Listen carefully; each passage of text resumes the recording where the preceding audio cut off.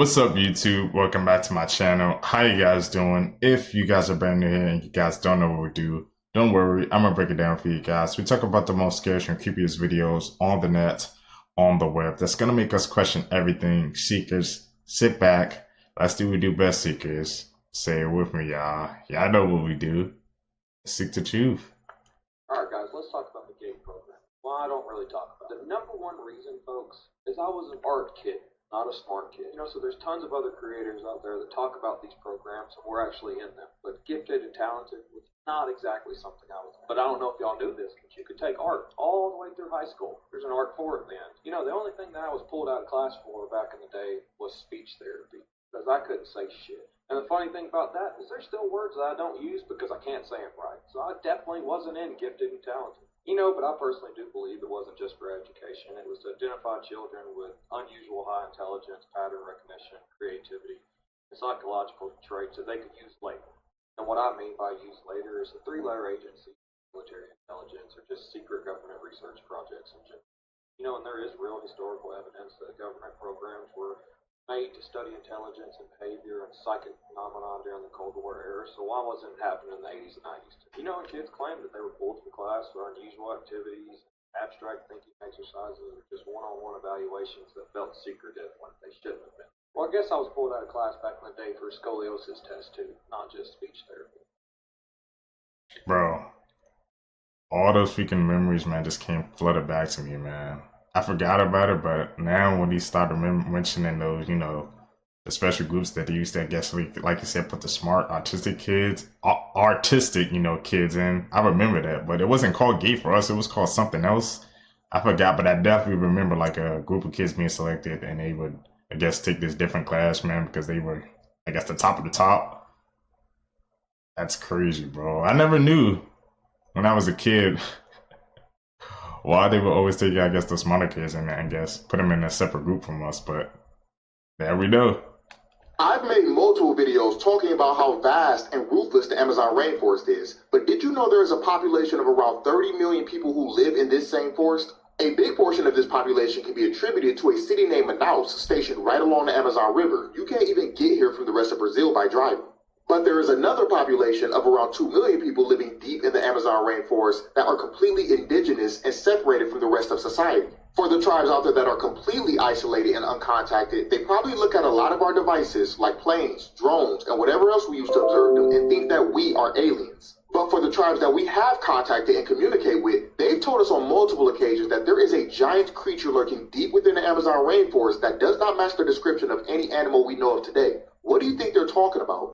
Pause. Where the hell did Three Eye Atlas go? And why is nobody talking about the chilling public announcement the CIA quietly released about it at the end of 2025? Remember that interstellar object that was making its way towards us for like the entire second half of 2025? Yeah. One that scientists, professors, and just hordes of people online were insisting may in fact be an alien spaceship. Did anyone else notice how everyone just almost immediately stopped talking about it at the same time? Shortly after it made its closest approach to us here on Earth on December 19th, 2025. And these Photoshop lens flare looking edits are still somehow the best photos NASA has been able to take of it. Three Eye Atlas was all the rage in 2025, and now radio silence. And there's a very specific reason for that. Because first, this video started circulating online after Three Eyes' closest approach to us in December. Some sort of aerial phenomenon of concentric circles in the shape of a wheel in the sky, which people are saying looks a lot like Ezekiel's wheel, or the Ophanim from the Bible, a biblically accurate depiction of an angel, with bodies covered in eyes and moving with wheels within wheels, according to the book of Ezekiel. But of course, this video was allegedly determined to be AI, and for argument's sake, sure, let's just say it is, because these photos of Three Eye Atlas sure aren't. Captured by amateur astrophotographer Diego Sanarrujo on November 20th, 2025, just a month earlier, compiling 4,000% deep zoom images over a 20-minute stacked exposure, and I don't know, let me know if you see it too. Then on January 14th, 2026, Hubble Space Telescope observed 3 mini-jets shooting out of Three Eye, each one separated by near-perfect 120-degree angles from the other, something that Avi Loeb agrees looks very artificial, but they're calling it... I've always wondered where Three Eye Atlas went, man. And why they went radio silence on it. Now we know why. Never seen an orb do that before. What the heck? It just like teleported out of there, bro. It's like loading up.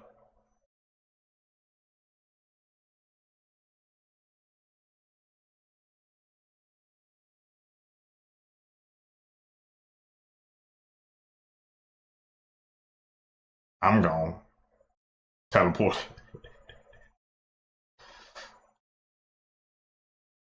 We do not have enough chickens. We do not have enough meat supply. We don't have it. I'm going to drop this McDonald's math. Okay. McDonald's sells 6.5 million burgers a day. A day. Yes. That's a lot. 6.5 million burgers. A day. Okay? A lot. One full-sized grown cow can produce approximately 2,000 burgers. Okay? Okay. So, to keep up with that standard, in 1 month, not a quarter, not Q1, not a week, 1 month, you need 97,500 cows. Thank you. 1 month. Yeah. That's we don't have that many cows. Math That's ain't all for, mathin'. and you McDonald's. Have that, and that's only that's McDonald's. For McDonald's. That's only for McDonald's. There's no. ISO, bring it up, ISO. No, and this is to all you on TikTok, all you on Instagram, all you on YouTube and Spotify. A year ago, over 2 years ago maybe, I said there is not enough chickens or cows or meat supply on this earth for as much meat and eggs and all that stuff that we use. And you're like, oh no, we have farms and all that. Your farm, Jim. Y'all eating penguin, pigeon foot, 3D printed Campbell's chicken noodle meat and monkey knuckles. And y'all careful. And y'all all made fun of me paying so stupid. The guy from the YSK podcast is so dumb. Guess what? I'm right. He was spitting, bro. Like you said, man. The math wasn't mathing, bro. He said McDonald's sells 6.5 million burgers a day. And one cow only makes 2,000 burgers. So in order to do that, then we need 97,500 cows. And that's just for McDonald's, man. Like I said, there's not enough meat in the world, bro. The math ain't mathing to me, man. Like I said, just stay away from, man, I guess those fast food restaurant burgers, bro. Go back to natural, man. I stopped eating McDonald's burgers a long time ago, so. Yeah, at first I thought the scooter was possessed. Ghost Rider riding that motherfucker, but nope. They just got them a self-driving e-scooter. I swear China is a different place, man. A whole different world. Yep. Anyway, y'all let me know what y'all think and feel about this in the comments on them grave. Shit is crazy. What, it's just like delivering orders? That's the only reason I can think of having a self-driving scooter.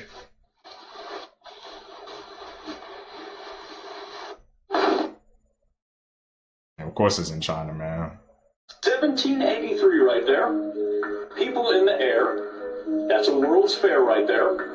And you see that they already had the technology to be in the air in 1783. So you could stage a whole bunch of alien invasions when the people don't even know that the technology that people were in the air in 1783 right there. This is why when you see like the Wright brothers and they like fake their airplane up in the air and it never lands, which is funny when you think about it, they were already in the air. 1783, people were already in the air, floating around, and you can stage alien invasions when you have things like this right there. What's that? There you go. And it's interesting, in the 1880s, they published articles that UFOs and flying saucers were invading the towns. Those are blimps. That's what that is. So the thing is they have been building this alien invasion, and the aliens are going to come, and they're going to get us from outer space for a very long time. The same people, right? The same people, the same tiny hats that run the government in the 1800s are the same tiny hats who run the government in 2026. Wow.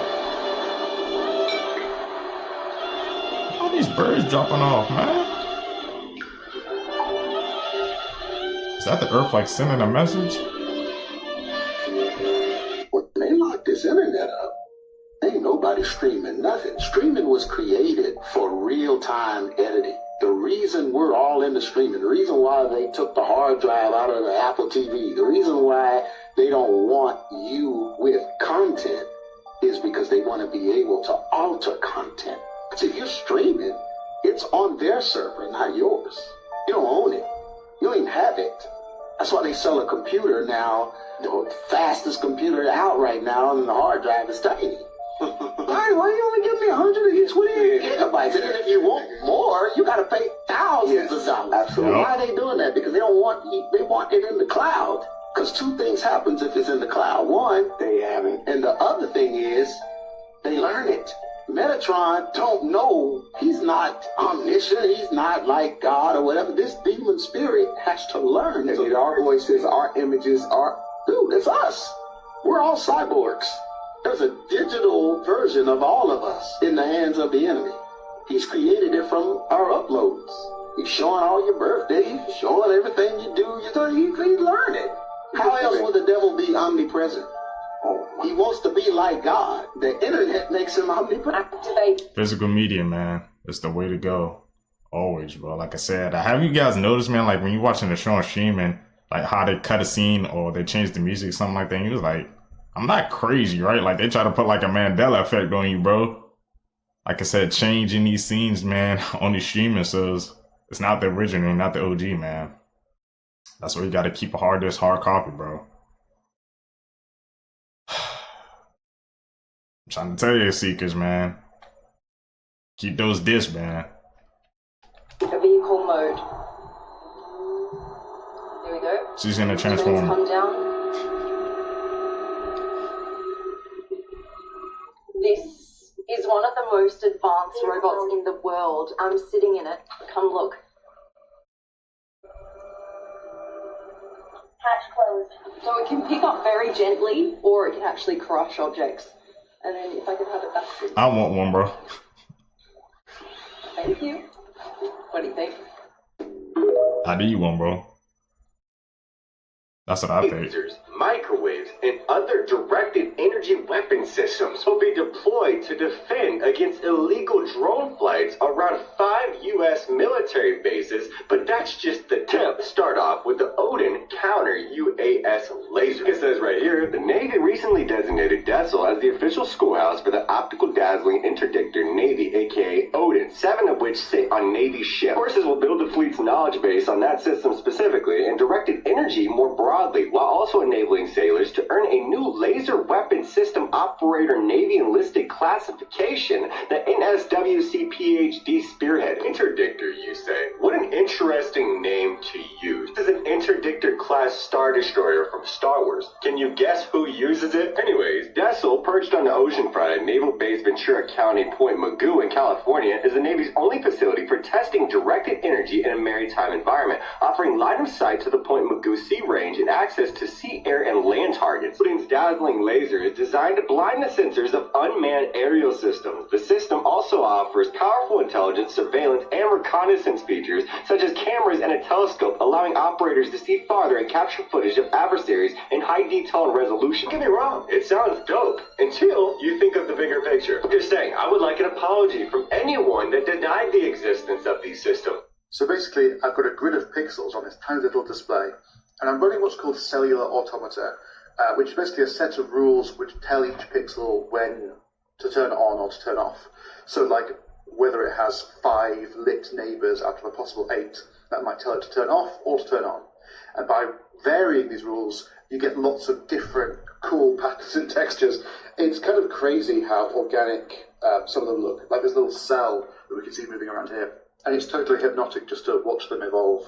Scientists had a 20-minute conversation with a whale using AI, and the whale actually just talked back. What? Dude, this is obviously about to sound fake right now, but this is completely real. So a team of researchers from UC Davis and the SETI Institute, which by the way is the same exact people who search for alien life, just dropped an underwater speaker off of the coast of Alaska. They played a recorded humpback whale contact call into the ocean, and a whale that they named Twain swam up to their boat and started responding responding. They're saying that for 20 straight minutes, Twain circled the boat and matched every single call that they played, timing her responses to the exact intervals between each signal. They say that she wasn't just making noises to respond back, she was actually matching the rhythm of the conversation. The lead researcher on this entire thing right now just said that this is the first official exchange between humans and humpback whales in the humpback's own language. Okay. And by the way, the reason why SETI is involved right now is because they're using whale communication to build intelligence filters, which is basically going to be training AI to recognize intelligent conversations so that if we ever pick up a signal from space, we'll know if something is actually trying to talk to us. We literally just talked to a whale. If every American ate chicken 3 times a day, you would literally have to murder 347 million chickens a day. It's impossible to meet that demand. So what are you eating? Nobody's asking this question.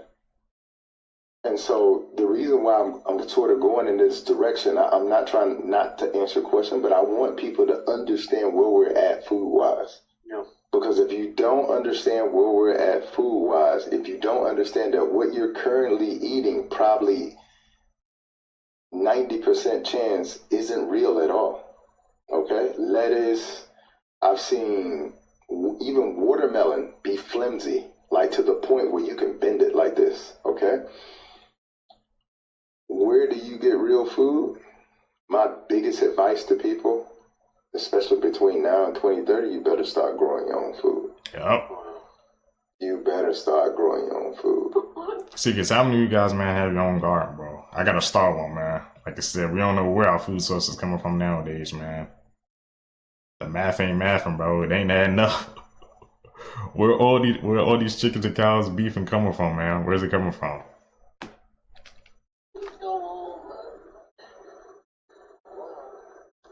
Ooh, I'm not jumping on that. Dude. It's like they're driving on a cloud. It's like a freaking Mario Galaxy map, bro.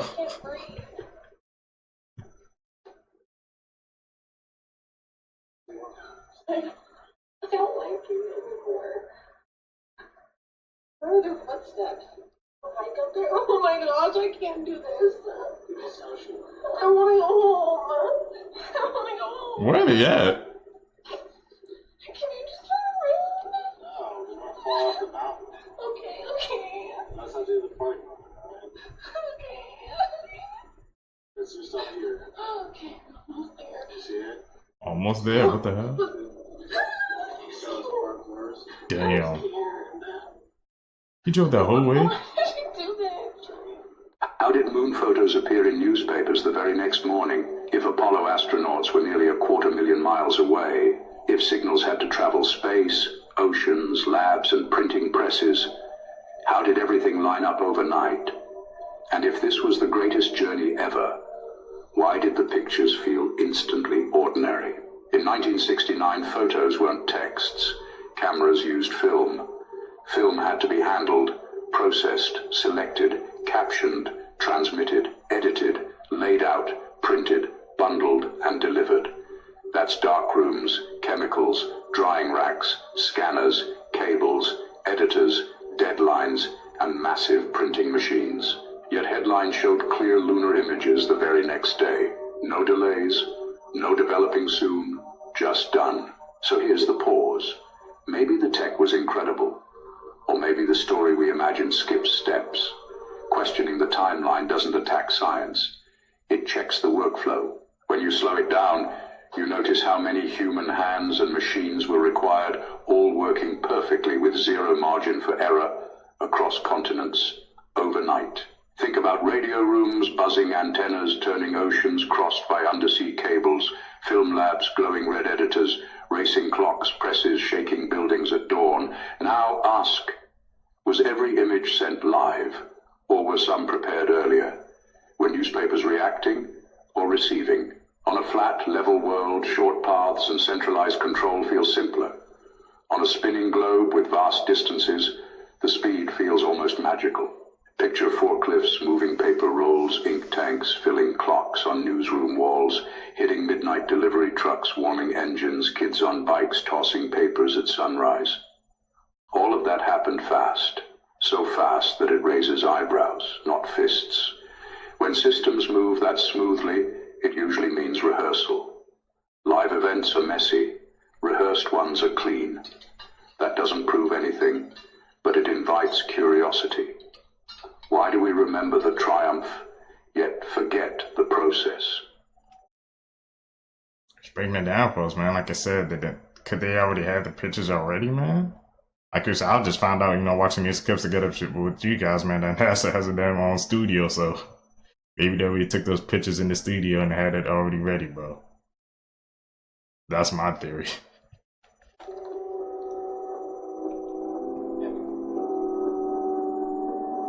Oh shit.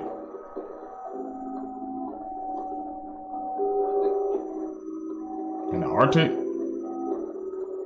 I'm good, bro. Daisy Jones probably on that damn shit. Stop.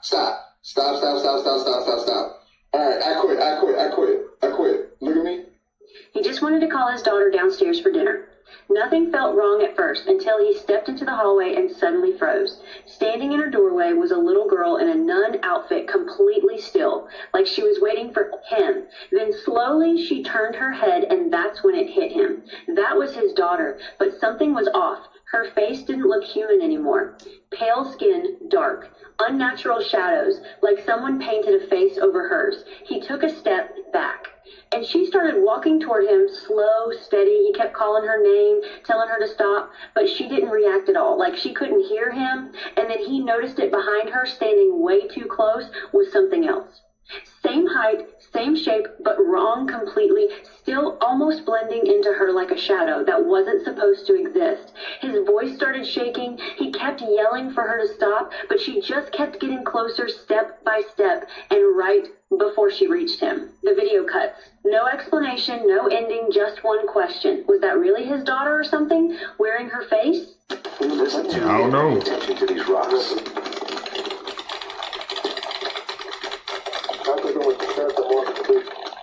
This happened in a region of Kazakhstan, where hiker-explorer David Tragobov came across some unusual rock structure that seems like it was experiencing some seismic activity. These rocks began to crack and break apart, and if you listen closely, you can hear cracking sounds coming from the rocks. But David says that he feels no vibration coming underneath him. How can this be explained? We do know that the Earth itself is alive and sentient. Is the Earth talking? Did David disturb something he shouldn't have? What's going on here? Leave your thoughts in the comments. This is Unanswered Universe. Look at these rocks move. First thought I had is the Project Hail Mary, man. You guys know that movie that just came out with Ryan Gosling, bro, and that rock creature? That's the first thing that popped into my mind, man. He said he didn't feel no seismic activity, so I had no idea why those rocks were moving. I'm gonna need you guys' thoughts down below on that one. I'm at In and Out. They said go to In and Out, and I just came right over. It was right down the street. If you look in the background, it is packed. You look behind me, cars wrapped around the building. Lying down there. They taking orders way down there. But they do they got the warning sign here? Yeah, but they try to put a clear coat on it here.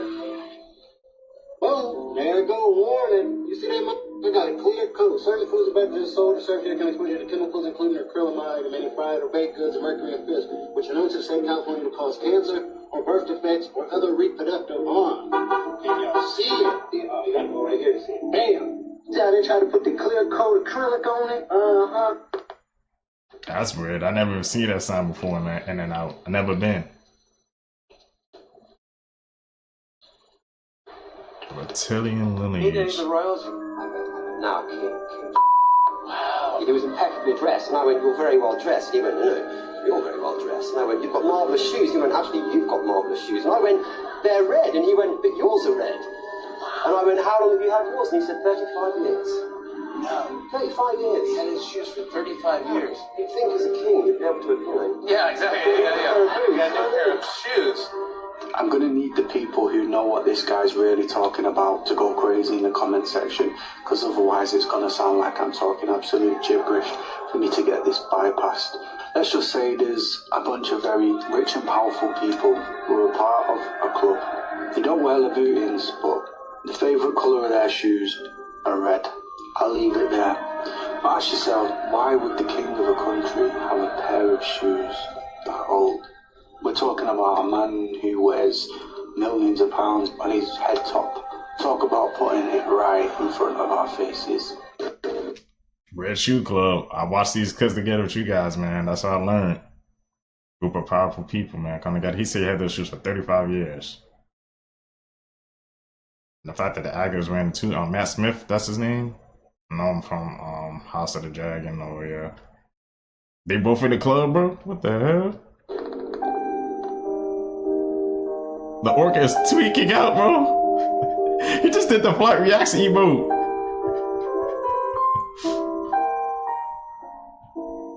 He did the flight reaction emote, man. Document has caught everyone's eye. One internal memo from 1966 has stood out for its descriptions of crewmen associated with an unidentified flying object. According to the memo, which was sent from the FBI's San Francisco office to Director J. Edgar Hoover, investigators tracked reports of a landed craft and their occupants. The document notes that a few witnesses have reported seeing crewmen who have landed from the objects, describing the entities as 3.5 to 4 feet tall, wearing what appeared to be spacesuits and helmets. Newly declassified FBI documents have detailed extraordinary witness accounts of small suited figures exiting mysterious crafts during a massive wave of sightings in the 1960s. Witnesses reported that the craft emitted a force field that interfered with power sources and electromagnetic equipment. In some instances, the ground beneath the objects was found scorched after they departed. Laboratory analysis mentioned in the files described the debris as exceptionally hard unknown metal and magnesium alloys. One specific material was noted for containing thousands of 15-micron metal spears throughout, whatever that means, and showing clear evidence of micrometeorite impacts on its surface.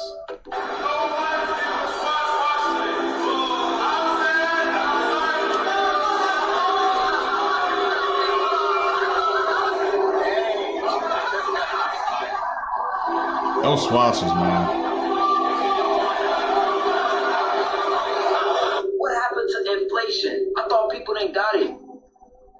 I thought y'all didn't have it. They shut the whole thing down in Miami, bro. I see somebody getting arrested in this same mall. Like, y'all want it that bad, bro? And y'all look grown, bro. This not a bunch of like, it'd be different with a bunch of high school kids and they want to watch and stuff and they trying to go to school. These folks grown, bro. Grown as hell.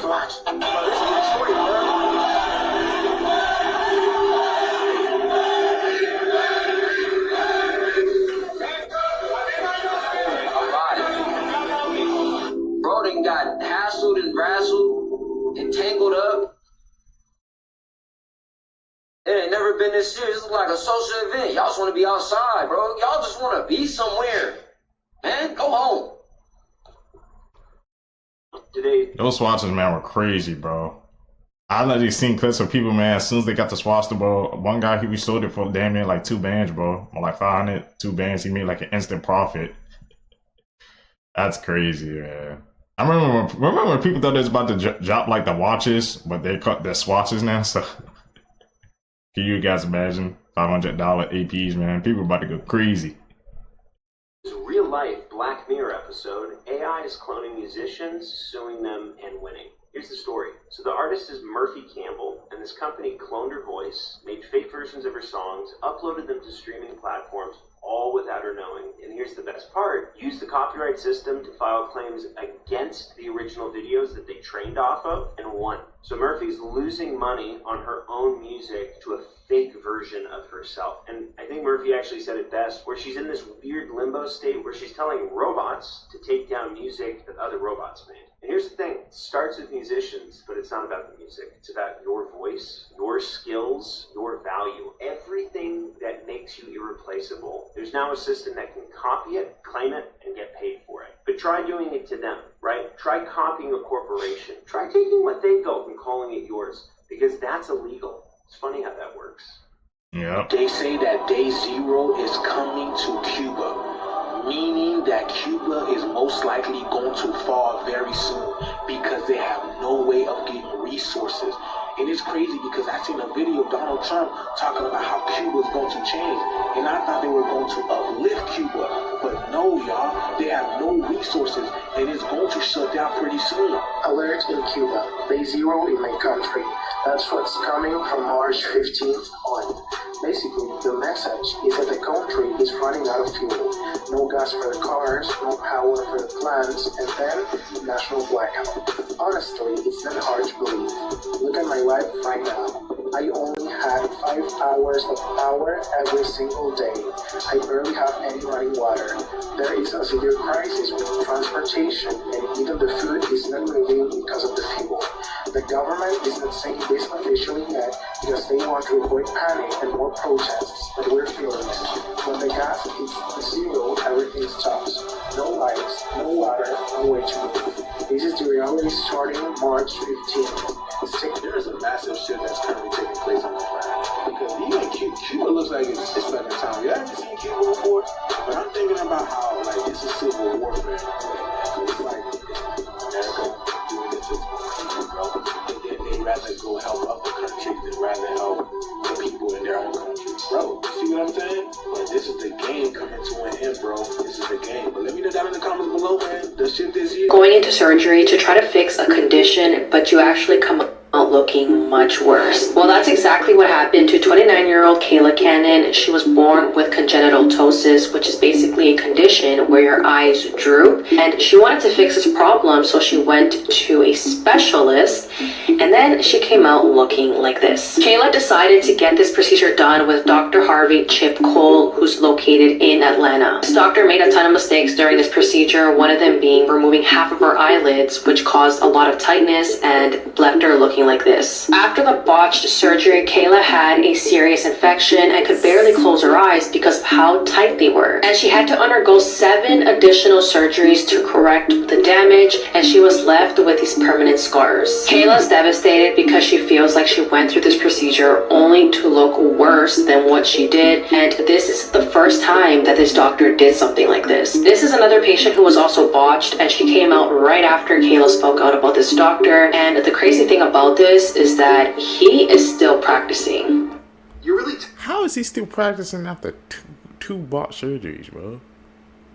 They tried to get that to, I guess, they wanted to fix themselves, or they just wanted to look better, I guess, for their self-esteem, and look what happened. Don't trust these surgeons out here, seekers. Telling you that nobody ever saw something. Not one of these people heard or saw something that they shouldn't have heard or seen. None of these celebrities knew what Diddy was doing. I mean, it's frankly very hard to believe. Everyone's been around that friend who gets a little too drunk and says something that they shouldn't. So you're telling me that P. Diddy never got too drunk, too high, too whatever, maybe even too comfortable around some of his elite friends and never said anything about what he was doing? I mean, for decades, P. Diddy has been a hardcore sexual predator, running a massive sex trafficking operation that has involved many, many minors. And still, nobody ever heard or saw a single thing? I mean, with the amount of parties that P. Diddy was having and the people that he was inviting, these seemed like pretty big events that he would have to prepare for all the time. And it seems like one person in his organization would tell somebody something, right? Well, I guess not. We should just trust all of these people because they will always tell us the truth. At least, that's what we're told to do. But I don't buy it. Somebody saw something. And I think that there's a silence in Hollywood because not only are people complicit in this stuff, but there had to have been many, many dozens, if not hundreds of others who saw the signs, who saw the victims leaving P. Diddy's place, who were told things over drunken or stoned conversations, who just sat idly by the side and did nothing. And honestly, it doesn't get more disturbing than that. Just food for thought. That one get taken down. Found in people's houses, part 1. Up first, a married couple moved into a new house when they decided to rip up the carpet and get a new one. But what they found underneath the carpet is absolutely terrifying. Underneath the carpet was a pentagram, which is a symbol of the devil and devil worshippers. This is extremely scary because the previous homeowners were definitely doing satanic rituals. Next up, a homeowner decided to move a mirror in his house when he discovered a camera behind it. There was a specific hole cut in the wall for the camera to fit, making you think whoever put it there did it to spy on the people living in the house. This is so chilling and disturbing, I would immediately move out. Yeah, especially at the first house. Saw that Pentagon? I'm out. Deuces, bro. That property is cursed, man. We definitely out. Sea monsters are real, and there's a big one under the ocean. Let me explain. Bangladesh legend talks about an eel longer than eternity with a head the size of a town that could swallow up entire armies. They called it Anantashesha, but after strange evidence surfaced, officials got involved. But every attempt to study this monster was a catastrophic failure. Visions of eyes in the darkness haunted anyone swimming in the area, even long after they had gone home. Those that have seen the eel say it oozes a mysterious goop in the water that drives you to pure insanity. Tests were then run on the fluid and found it could be used as a powerful sedative and memory-wiping amnesia serum, Amnestix. Though its full length has never been observed, it's theorized to be about 1 megameter in length, or roughly the size of France. Big water noodle. However, right now it is fully motionless, with studies saying that it's currently sleeping, meaning you could swim right up to the thing until it wakes up. See, this isn't just an Anantashesha. This is SCP-3000. This is the last photo of Chris Cleavers, a Dutch tourist that went to Panama on a jungle hike with her friend in 2014. The mystery of their disappearance still remains unsolved today, so let's talk about what we know.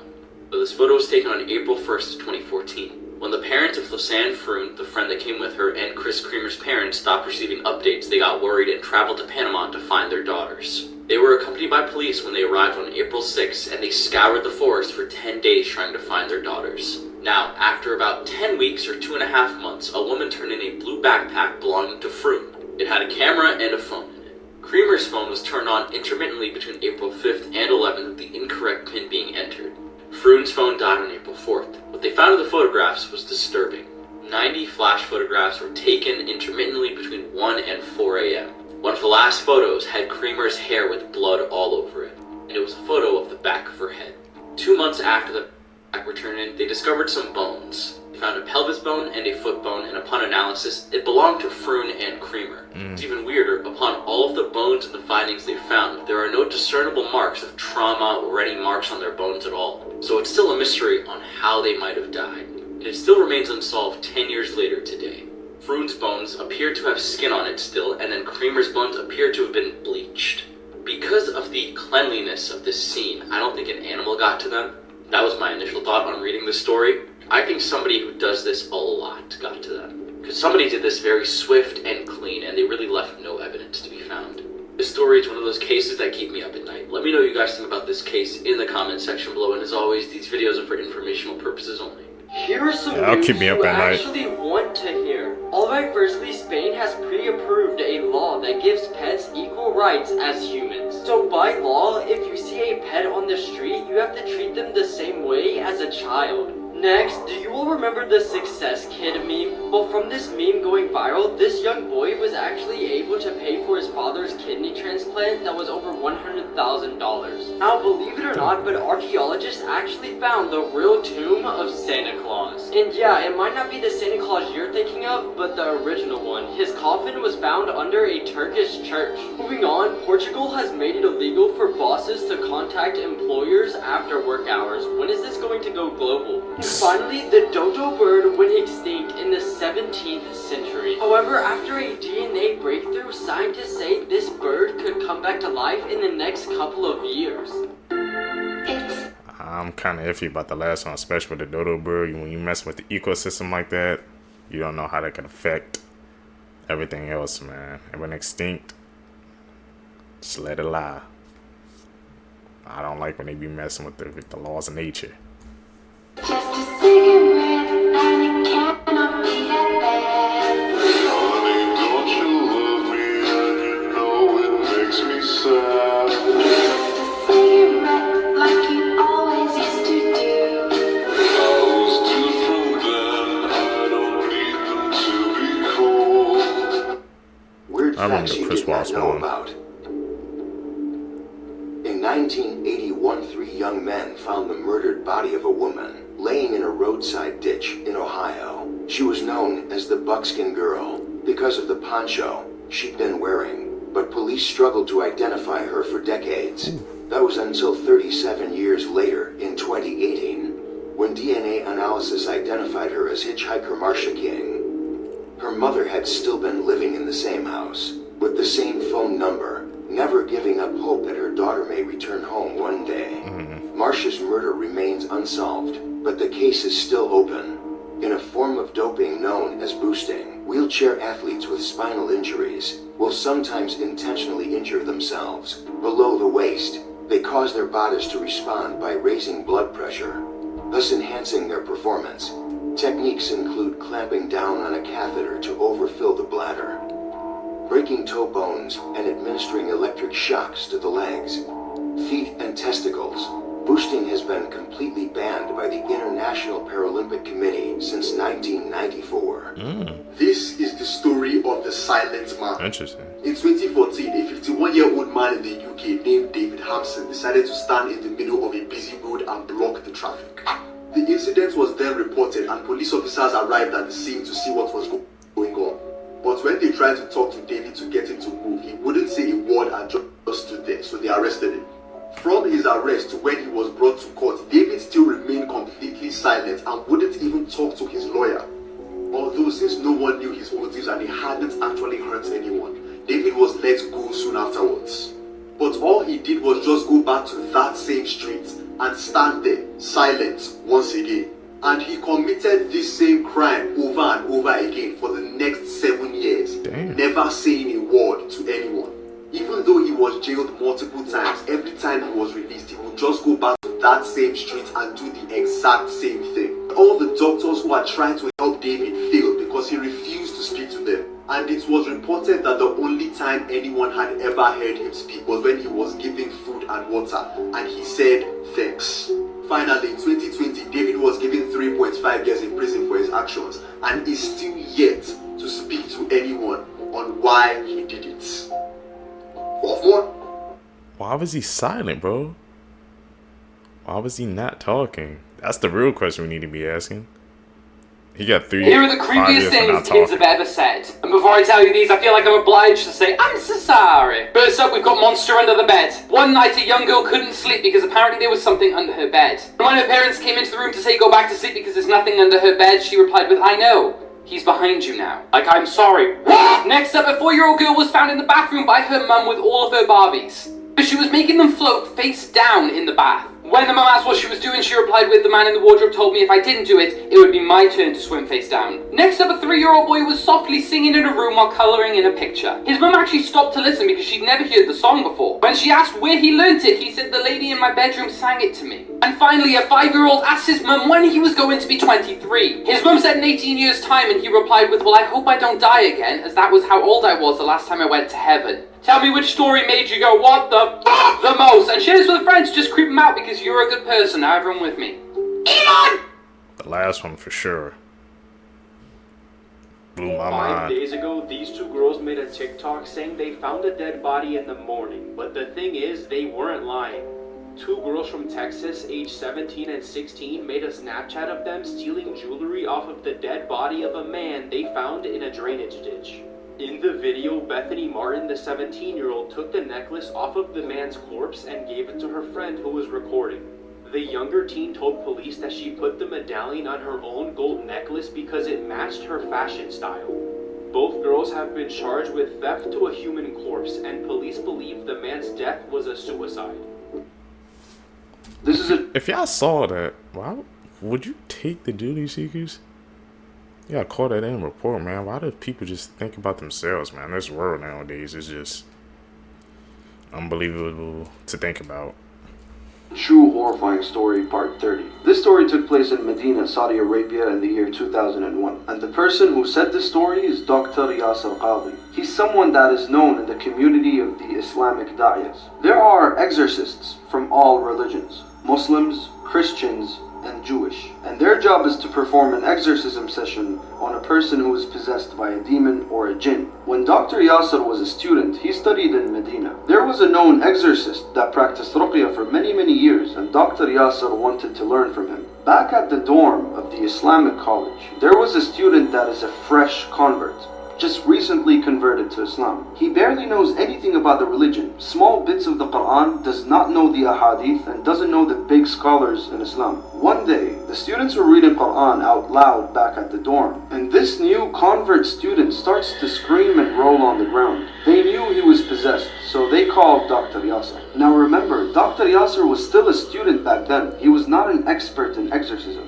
He goes there and has a 2-hour session of ruqya, the ruqya that he recently learned, trying to kick out the demon out of this kid's body. As he reads Quran, he would see an alien-like movement on the kid's body. His skin would ripple up and down. A human being cannot do this intentionally. He would follow the movement with his hands reading the Quran, and he would see it move somewhere else. After the session was over, the kid looked fine, and they got lunch for everyone to eat. They say Bismillah, and they ask the new convert to join them for lunch. He said, "I'm not hungry, it's okay." As they were eating, one of the students drops a piece of his food on the ground and ignores it. The convert student immediately jumps like a snake, picks it up and gobbles it down with his left hand. Dr. Yasser lets the food go and gets up, knowing that this kid is still possessed. He tries to intimidate this demon by shouting, "I'm gonna bring Sheikh bin Uthaymeen to read on you." Now, Sheikh bin Uthaymeen is a huge Islamic scholar, and he passed away around that time in January 2001. This kid laughs hysterically with a raspy demonic voice. He gets up and he asks, "Are you going to bring him back from the dead?" This is when they all realize that this wasn't a human entity that spoke. How can this new convert know who Sheikh bin Uthaymeen is? And why would he say he's not hungry but ate food that dropped on the ground? And how was his skin rippling? Jinns can harm you, and the harm is tangible. This is not a joke. Being possessed is very, very real. Even to exorcists, it's very dangerous, and only people with very strong faith can do it. Creepiest home camera footage. In 2017, a mother in Billings, Montana woke up in the middle of the night to a notification on her phone. Her phone was synced to a baby monitor she had set up in her infant daughter's room. On this night, upon being alerted, she opened the app expecting to see her daughter awake in the crib. But instead she saw this. A man she didn't know is seen crouched down in the room. She saw this and ran to the room to retrieve her daughter and run out the house. She didn't see anyone in the room but wasn't exactly looking. When she called the cops, they arrived and conducted a search of the home but didn't find anything. A very odd detail is that it was found that nothing but the remote to a dog shock collar was stolen from the house. Who this man is and how he got in the house is still unknown. Be careful. You never know, man, who's in there lurking. She got her daughter and ran out. Smart move. Submechanophobia is a fear of human-made objects submerged in water, and this could be partially or entirely underwater. So something like a ride where the animatronics come in and out of the water would trigger this. Some of the popular imagery associated with this fear comes from a Japanese folklore park, where a trio of river monsters rise out of a pond. Someone with this fear also may not like the idea of an underwater shipwreck. They may even not like the idea of a buoy. A part of submechanophobia is that people are scared that they could get stuck next to or underneath the underwater object, or that something more dangerous might emerge out of the foreign object, like a body or something, especially if the object is old and abandoned. This could also maybe lead you to believe that it is haunted. Yeah. You guys had that fear of objects in the water? I think I'm okay with that. I have a few more pieces of information to add to the video that I made about missing aspiring LA actress Chanel Banks.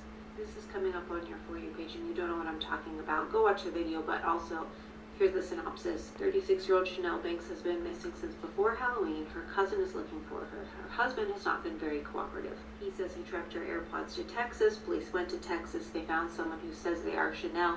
The body cam footage was seen by the cousin, and she says it is not Chanel.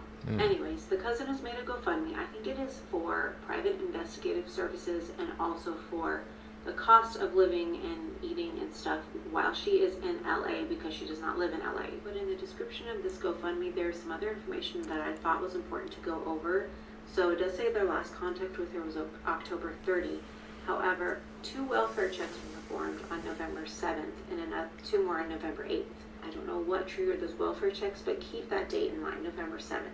So Danielle says that on November 10th, so only a few days later, my aunt, she says, which I'm assuming is Chanel's mom, and I were able to get into the apartment. So very quick after they realized something was wrong. The only items we did not locate are her phone and laptop. She also does not have her vehicle because it's parked in her garage.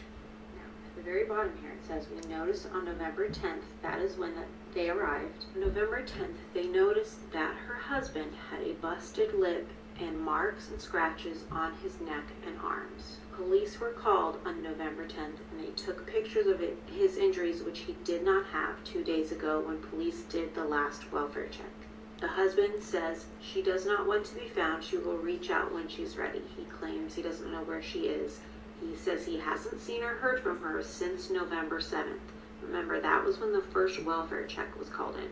But LAPD have told us because there's no signs of foul play, there's nothing they can do. And also that they're going to hire a private investigator. I have so many thoughts about this, and unfortunately none of them are positive. And it just makes me sick to my stomach hearing these details, knowing how so many of these cases pan out. And I feel like this one is just checking all of the boxes. Red flag, red flag, red flag. First off, if someone's going to go somewhere and they don't want to be found, why would they not take their car? Second, why would they only take their phone and laptop and not their wallet, their purse, their dog? I also really, really want to know the path that those AirPods took. He says he tracked them to Texas. Did they happen to go through any postal service locations? Did they travel on a highway? That would be very helpful information. There's so many other things that I could say about this, but I'm going to leave it at that. Let me know what you think. As promised, That's insane, man. Accused of protecting this sorry excuse of a man, please meet the still practicing attorney accused of purchasing a 13-year-old girl in 2022. Karol Benjamin Skuman is 35 years old and appeared today in the Johannesburg High Court, pleading not guilty to the multiple charges, 26 to be precise, against him. He is currently the co-accused in a horrific trial detailing gross negligence and abuse of minors. The mother of the girl in question, 38 years old, has also pled not guilty to the charges laid before her. The trial, however, will resume on the 4th of November, where she will continue with her plea. Seeing as there's 73 charges against her, Skuman is still out on bail of 30,000 rand following his 2023 arrest. According to media sources, he is still registered as an attorney practicing under CBS Attorney. The Legal Practice Council, however, has also confirmed that there are 3 active complaints against him, none of which are connected to this case. As the trial continues next week, I'll be sure to keep you updated. And for those asking, yes, I will be covering this case in depth and in detail on my channel once the trial has concluded. Until the next one, Bella out.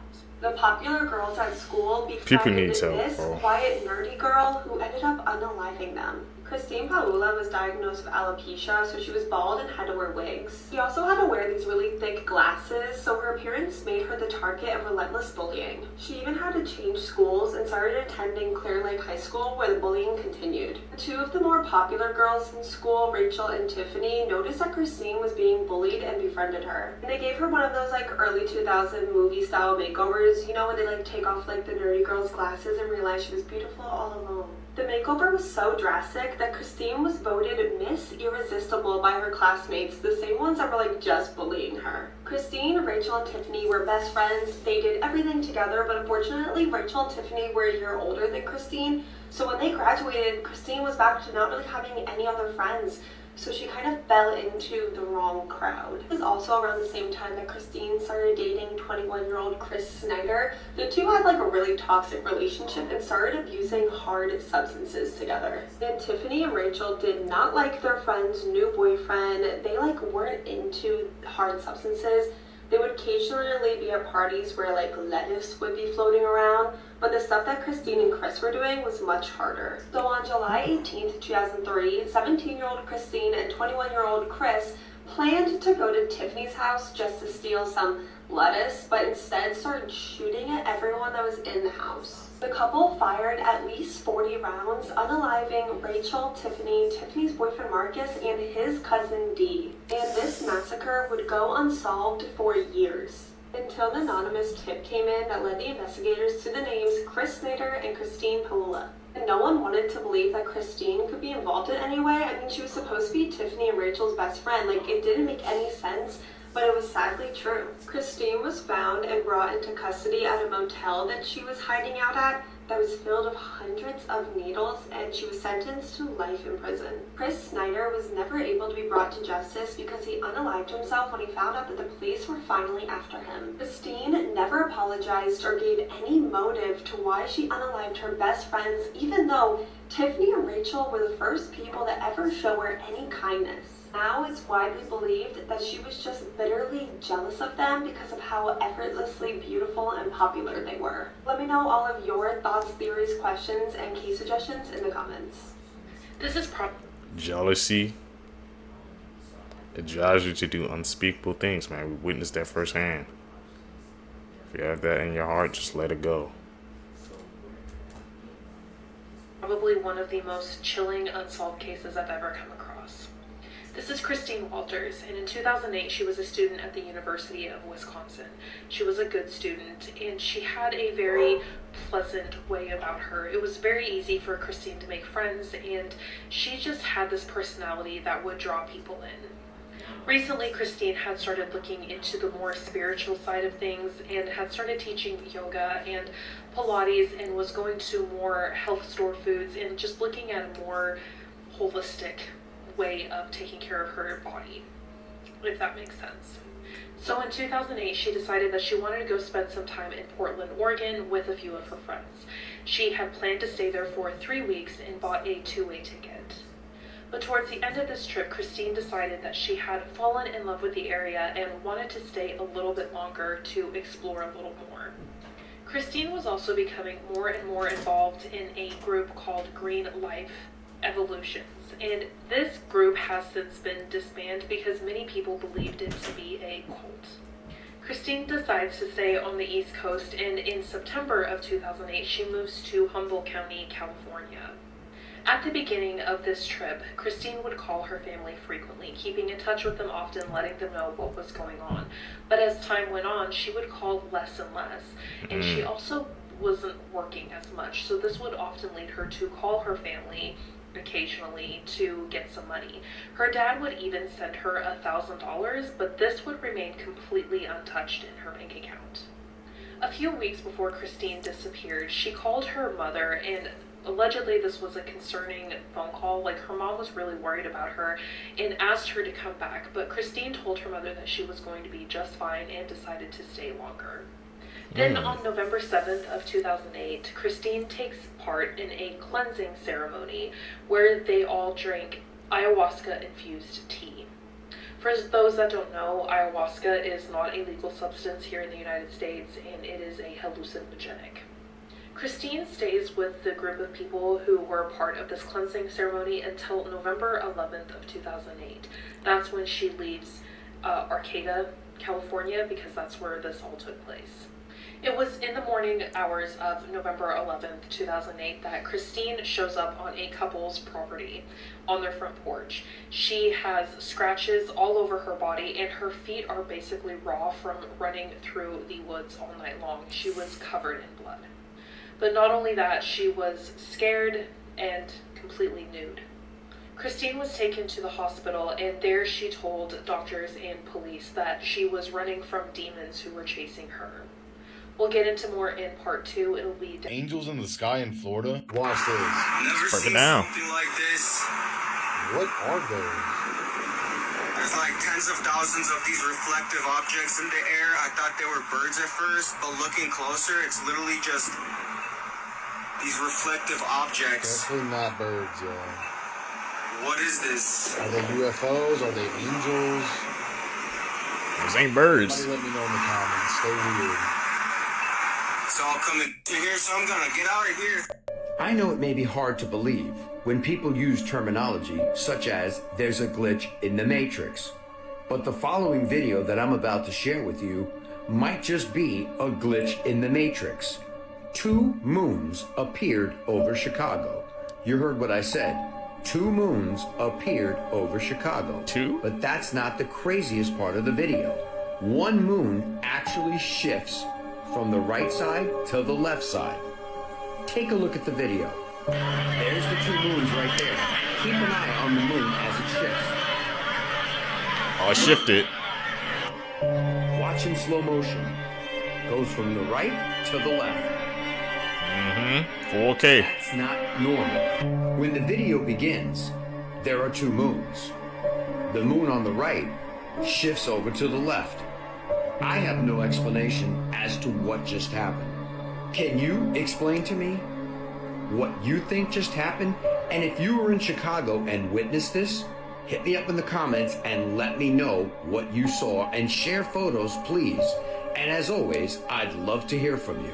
So look at some crazy things happening in the world right now. Elon Musk now controls over 65% of all satellites that are orbiting the Earth right now. A new survey came out saying that nearly half of all parents, or 47%, admit to only staying together for their kids. 2 inmates conceived a healthy baby without even meeting. They used an air vent, bedding line, and a yeast infection applicator.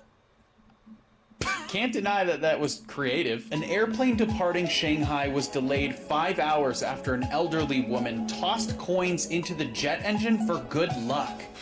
Flowers in Antarctica are starting to bloom, and experts are saying that that is not good news. Meta is going crazy and offering tons of money to top AI people, and offered someone $1.25 billion for one person. I think that's about what LeBron has earned in his entire career, if that, from a salary. And he said no. You said no to $1 billion just to have a job somewhere. Proves, man, money can't buy happiness. See, because if somebody offer you $1.25 billion for a job, you taking it? We have officially entered the world's second space race. Because according to documents obtained by Politico, NASA's acting administrator will soon announce plans for the US to fast-track their launch of a nuclear reactor to the moon. Now, apparently their reason for moving up the timeline is because NASA desperately wants to beat China and Russia, who have actually teamed up to launch their own nuclear reactor on the moon. And the thing is, whoever establishes their reactor first, well, they will have first dibs to declare what's known as a keep-out zone. And that will essentially limit what other countries can do nearby on the lunar surface. But America doesn't like keep-out zones, on Earth or in space, unless it's called the southern border. So, with the China-Russia project only meant to launch in 2035, the USA said, aight, let's run it by 2030. And even a senior NASA official whose identity was kept anonymous was reported saying it is about winning the second space race. Now, you'll be happy to hear this nuclear reactor isn't for starting Universe War I. In fact, according to NASA themselves on those same documents, it will, quote, lay the groundwork to be able to support a future lunar economy for high-powered energy generation on Mars and to strengthen national security in space. There it is. My bad. Guess I'll catch you on the lunar front lines. In 2014, a man named Lars Matank ran out of the airport saying, "I don't want to die here, I have to get out of here."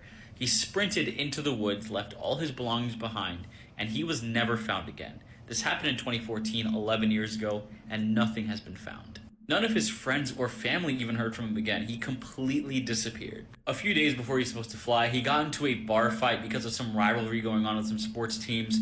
The guys ended up rupturing his eardrum, and the doctor over there said he should not fly at all. So his friends decided to leave without him. That left him alone there. His behavior took a very dramatic turn. He started acting paranoid right away. He texted his mom, "What should I do? ?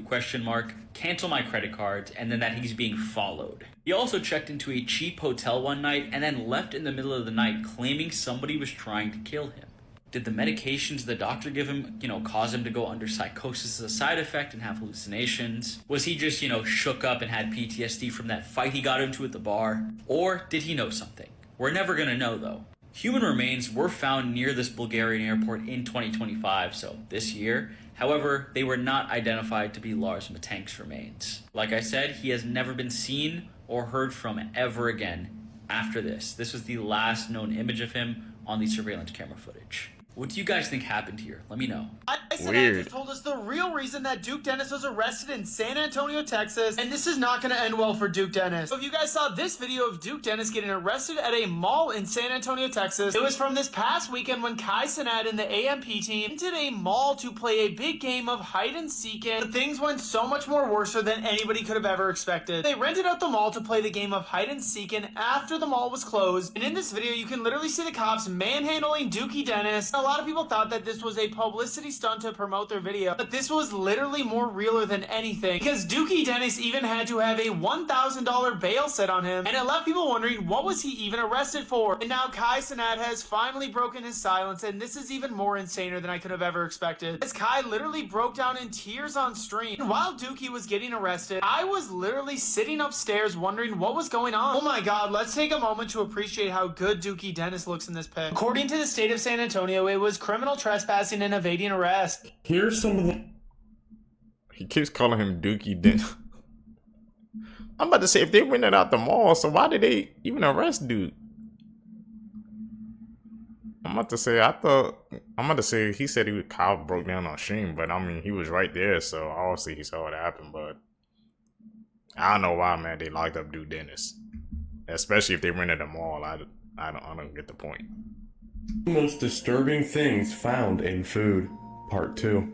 If you are eating or have a weak stomach, please skip or proceed with caution. In 2016, a man films himself opening a Capri Sun after his 4-year-old said the juice wouldn't come out.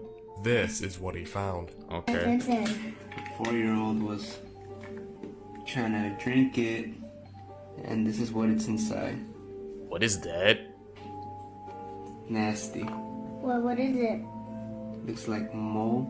Sadly, this isn't the only incident to occur. Many other videos show people opening up their own Capri Suns to find the same thing or worse hidden within the pouch. Mold? So next time you go to drink one, make sure you check the bottom to make sure no surprises await you.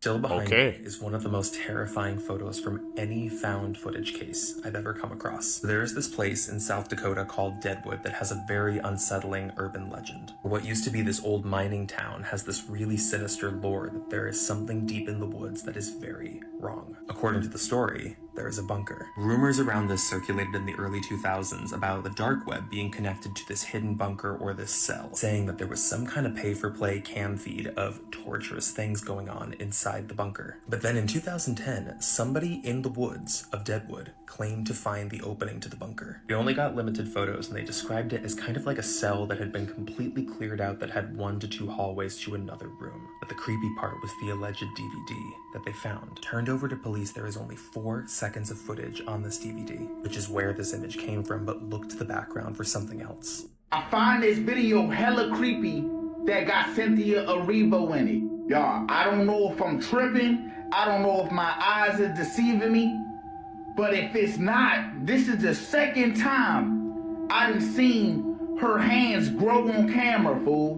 Before I show y'all the video, look at her hands right here. Y'all see her hands ain't too big. Even with them long ass nails, it's not too long. On this video, when she's playing Jesus on stage, she's singing, and I swear her hands got longer, fool. Nigga, this shit creeped me out. This shit crazy, fool. Y'all, watch the video. Let's check it out. Watch the hands, fool. Look at it. Did y'all see it? No? Hold up, I'ma slow it down. Okay. Look at the hands, y'all. Tell me I'm not tripping. Am I tripping? Am my eyes deceiving me? That shit look crazy, fool. Now, you can honestly say on that video, her hands look way longer than what it is on this picture, right? Yeah. You agree to that? Or am I tripping on that part too? I need y'all thoughts down below in the comments. Let me know if y'all seen the same shit I seen. And also, make sure you share and like this video. And if you stay to the end, drop an A in the comments. Let me know. She saw her 2 old dogs that passed away, playing in the afterlife. A young woman named Julie posted a heartwarming clip on TikTok of her 2 dogs playfully running around the living room. But what her viewers didn't know was that her 2 dogs sadly passed away over 2 years ago. They caught him on camera? Ghost cam? It seems like Julie's pets are still having fun together, even in the afterlife. Flyover, the world's first and last fully underwater water slide at Den Rel Amusement Park in the Netherlands, constructed in 1994 and ceasing operation in 2003. During the duration of the slide, riders were completely submerged in water. Yeah, there was a water slide in the Netherlands where you're completely submerged during the water slide. I drowned just looking at this photo. This is the entrance of it as seen in the picture previously. This is a picture of the entire water vat that pumps into here. This is, as someone that has a phobia of pools, I make content about this all the time, you're not surprised. This is disgusting. Watch this video and let me know what you're thinking. This would give me a major panic attack. Like, I could why? Why would you ever do this?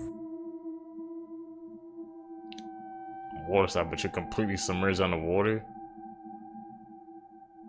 I mean, you better hurry up and get out of there, man. Gotta be a good swim.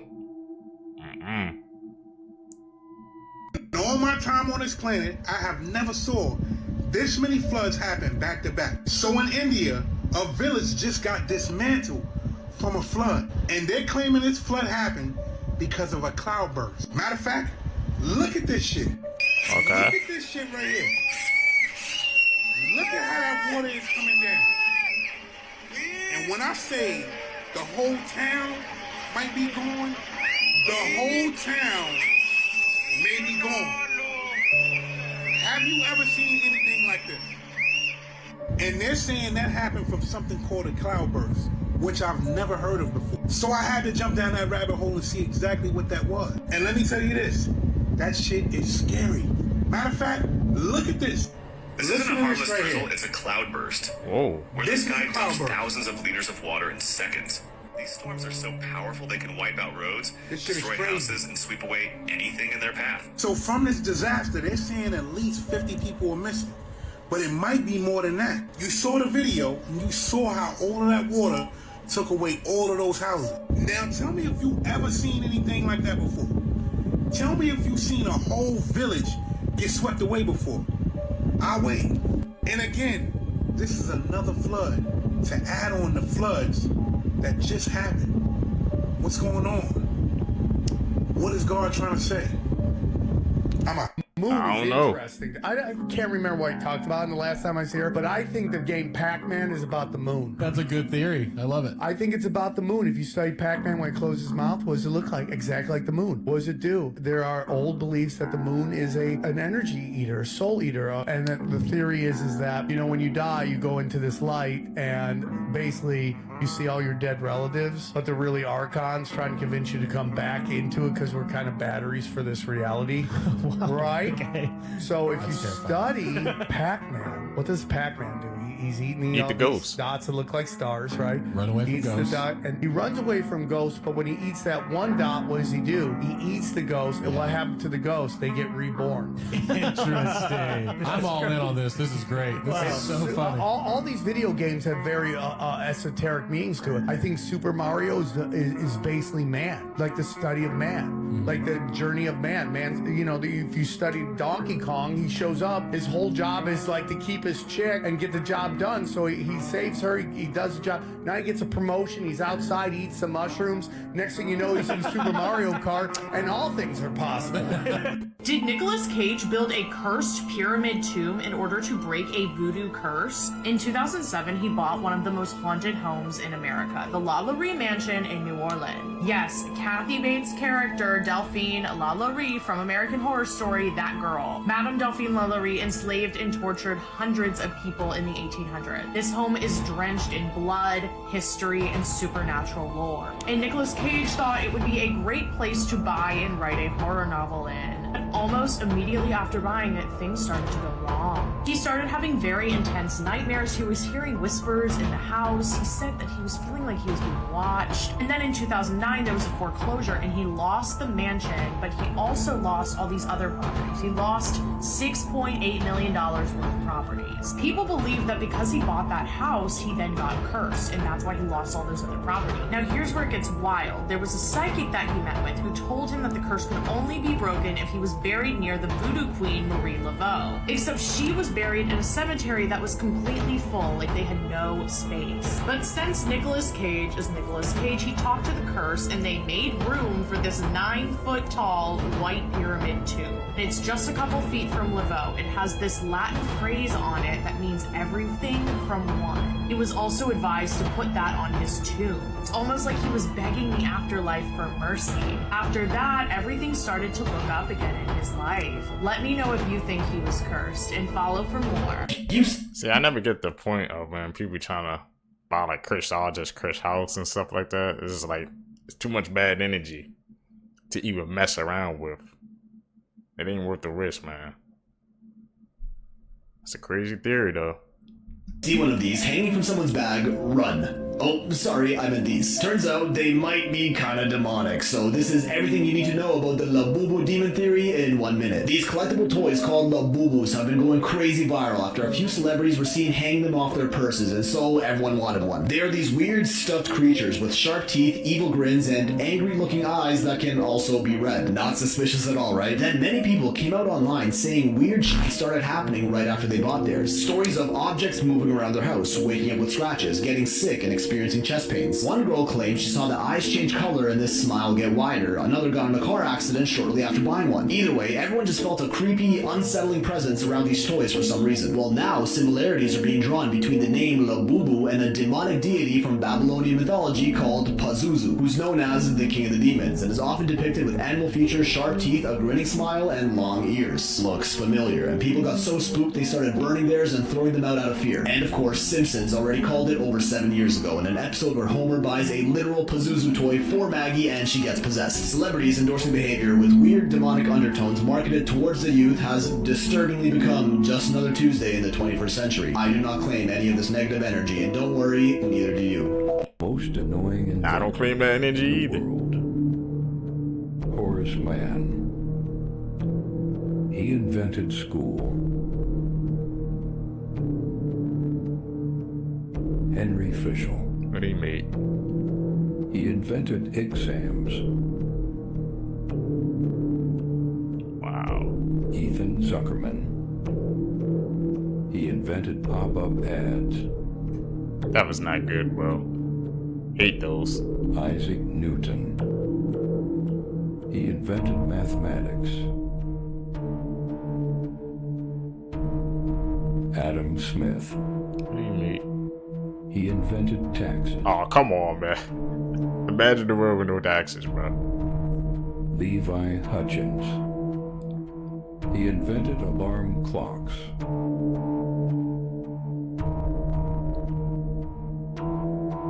You ever heard the Superman theory? How he's a fallen angel? How? Superman's name is Kal-El. Kal in Hebrew means light. All of the angels, Angel, right? Michael, Gabriel, Raphael. Oh, shit. Yeah, these archangels end with El in their name. What's really interesting is Kal-El means what? In Hebrew, Kal means light, angel of light. Who is referred to as the angel of light in the Bible? Lucifer. No. So how do people view Lucifer? They view him as very powerful. How does he view himself? He views himself as, this strong guy that can take over the world. Ego, Right? The whole mythology of Superman is actually about him being a fallen angel. Damn. This is the... Really? I never even knew that. Some similarities, though. What do you guys think? Worst sports injury ever. In 2013, during the Elite Eight of the NCAA tournament, 20-year-old guard Kevin Ware jumped to block a three-point shot. But when he came down, his right leg snapped, the tibia breaking clean through the skin, folding grotesquely in a way no one could unsee. Players collapsed to the floor in shock. Some cried. The bench recoiled in horror. Head coach Rick Pitino turned his face away, too shaken to look. The sound alone was haunting. The sight, unforgettable. CBS immediately cut away from replays. It was simply too graphic to show. As medical staff rushed in, Kevin was in agony, but his focus wasn't on the pain. Lying there, he looked at his teammates and whispered through clenched teeth, "Just win the game." And they did. Louisville pulled through with a win and went on to claim the 2013 National Championship, a title later vacated. But forever remembered, Kevin Ware's injury became one of the most gruesome moments in sports history. Yet somehow, after emergency surgery and months of rehab, he came back. He played again. His story became one of pain, perseverance, and unshakable mental strength. Self-driving cars are causing chaos, but there's no one to give a ticket to, so who is to blame? Waymo's driverless cars racked up 589 parking tickets in San Francisco, costing $65,000 in fines, proving that even AI can't figure out basic urban parking. The most absurd situations happen when police try directing traffic with hand signals, and autonomous vehicles just sit there, confused, unable to understand gestures every teenager can follow. Uber drivers aren't worried about losing jobs to robots because self-driving cars still can't handle bad weather, construction zones, or unpredictable real-world situations. Uber is betting $300 million on 20,000 robo-taxis by 2031, but drivers think the company will struggle with massive fleet ownership costs instead of making drivers pay for everything. Austin is the only city in America that actually tickets driverless cars, while other cities watch helplessly as autonomous vehicles break traffic laws with zero consequences. Congress is proposing the AV Safety Data Act to force companies to reveal how often their cars block emergency vehicles, because apparently we need laws for basic transparency. These cars have driven 70 million miles but still get confused by parking meters. When self-driving cars can't even park legally, how are they supposed to replace human drivers?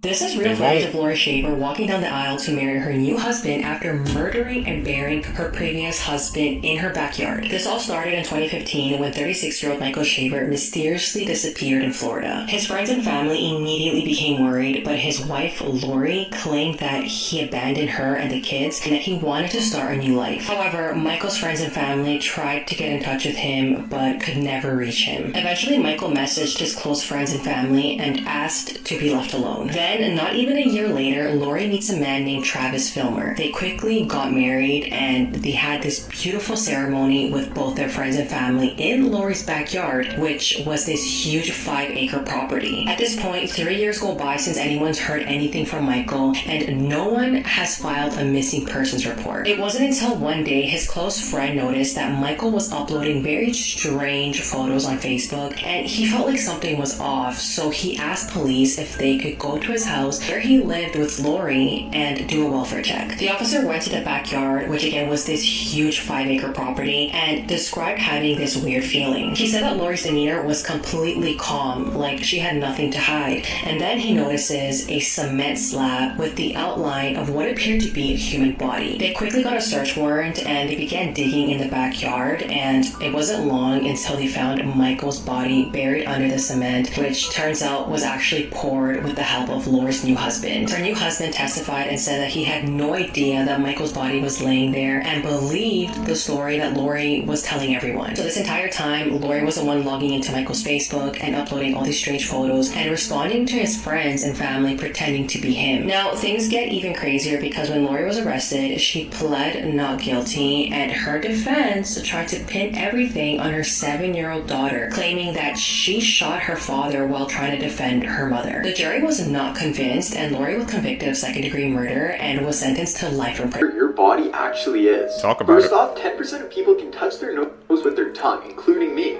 Next, only 2% of people worldwide actually have natural blonde hair, and red hair is just as rare, with again only 2% of people actually having it. Only about 1% of people are ambidextrous. This means that you're not right-handed or left-handed. You can write with both hands just as easily. Lucky. Next, only 10% of people have something called Darwin's tubercle. A little ridge on your ear, and people who have it actually say that they have a better sense of voice tonality. 5% of people have tied tongue, but from what I've seen, I thought it was a lot more common. Next is outie belly button, and only 4% of the population actually has this. And finally, only 6% of people have a butt or cleft chin.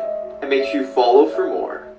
Pictures you have to look at twice to understand. This toothpaste looks like a nose. Yeah, I wouldn't use that. This person's fried egg ended up looking like a chickadee. Whoa. This girl looks like she has extremely skinny legs, but it's actually just her track pants. This magazine cover looks like this woman's face. Oof. It looks as if these people are on a really tall building, but if you turn the image sideways, they're actually just lying down. By the way, did you know you can customize the font on your phone to make it look like your handwriting? Just press this button on my profile and try it. Why do these steaks look like my runners? Now that's what you call fast food. Really? Pictures tell a story, man. What would you do in this situation? This girl was coming home from work when she found her neighbors doing this.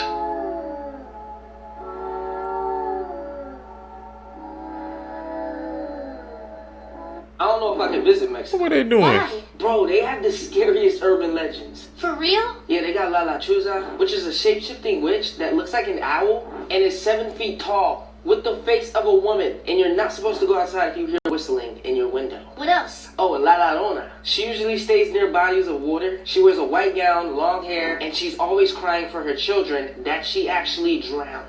So you're next if you see her while driving on the side of the road. Oh my god. There's like this abandoned Disney park in Veracruz, Mexico. What about it? It has a statue that moves at night. There was 2 people exploring the abandoned park and caught it on video. Fam, you gotta check this out. No, aguanta, deja que mi cámara enfoque bien, deja que mi cámara enfoque bien. Deja que mi cámara enfoque bien, güey, eso no se Dog locked in. No digas perras mamadas, no digas mamadas. Güey, es que era el vestido también así, güey. Amarillo. And it's static, frozen. I'm good on Mexico. But they do have beautiful women. You're right, we might have to risk it. Oh, really?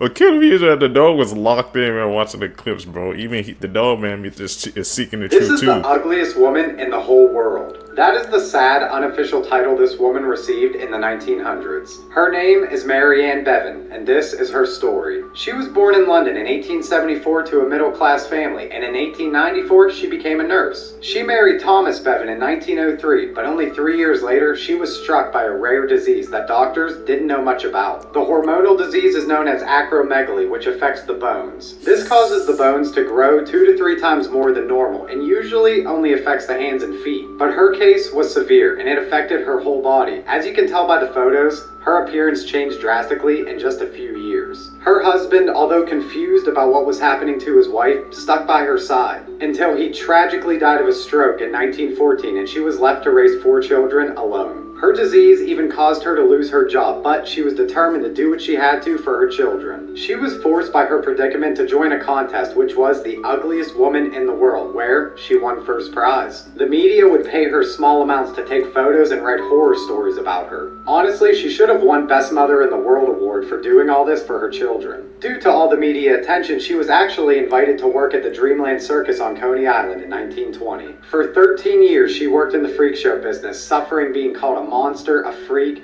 being beaten up, all to watch her children grow. On December 26, 1933, she died of natural causes. Hey, man, like you said, they called her the world's ugliest woman, man. She was the world's best mother, man, from what I was hearing. She did all that for her kids. The world, man, can be a cruel place sometimes. You know, everybody's beautiful in their own ways. Just can't look at the looks, man. You gotta look inside.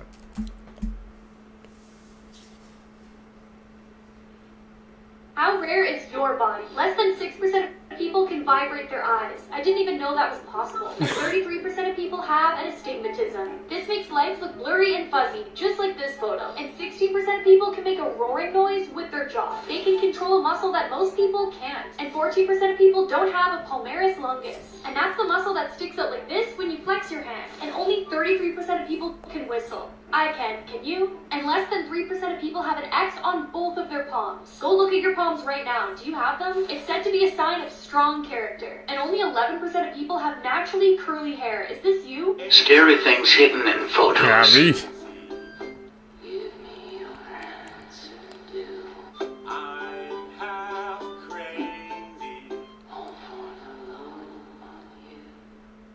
Urban legends that ended up being real, part 20. Crazy. Escalante Petrified Forest. It's known for its ancient, fossilized trees and otherworldly landscapes, and the park actually attracts visitors from around the world. But those who visit are often warned of a chilling curse that is said to happen to anyone who dares to take pieces of petrified wood from the forest. There have been letters sent to the park's rangers that tell stories of broken lives, sickness, accidents, and relentless bad luck, all because of taking pieces of petrified wood. In these letters, desperate people beg for forgiveness, hoping that returning the stolen fragments will lift the curse. One chilling story comes from a man named Daniel, who visited the Escalante Petrified Forest in 2015. Ignoring the warnings, he pocketed a small piece of petrified wood as a keepsake. Soon after returning home, his life took a dark turn. Within weeks, he lost his job, his car was totaled in an accident, and he was plagued by strange noises at night, scratching sounds, whispers, and the feeling of being watched. Desperate to end the torment, Daniel mailed the wood went back to the park along with a letter pleading for forgiveness. He swore as soon as the package was sent, the strange occurrences stopped happening.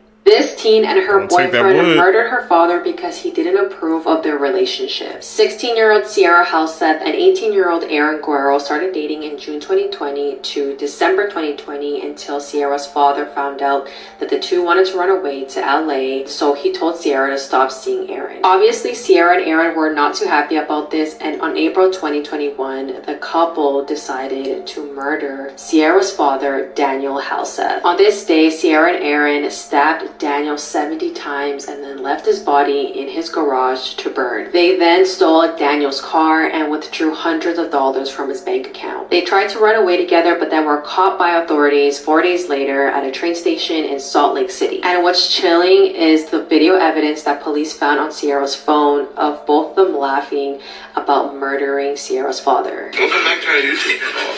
After your dream, day 3 after marrying somebody. The teens claim that Sierra's father mistreated her and that's why they did what they did. But her family says that that's a lie and that she did this because she wanted to be with Aaron and her father didn't let her. But eventually they pleaded guilty and were sentenced to life in prison with a possibility of parole in 22 years. Man, the things love will do, bro, will like twist your mind and make you do unthinkable things. And they put that on camera and they was laughing too. What has this world come to, Seekers, man? Think before you act.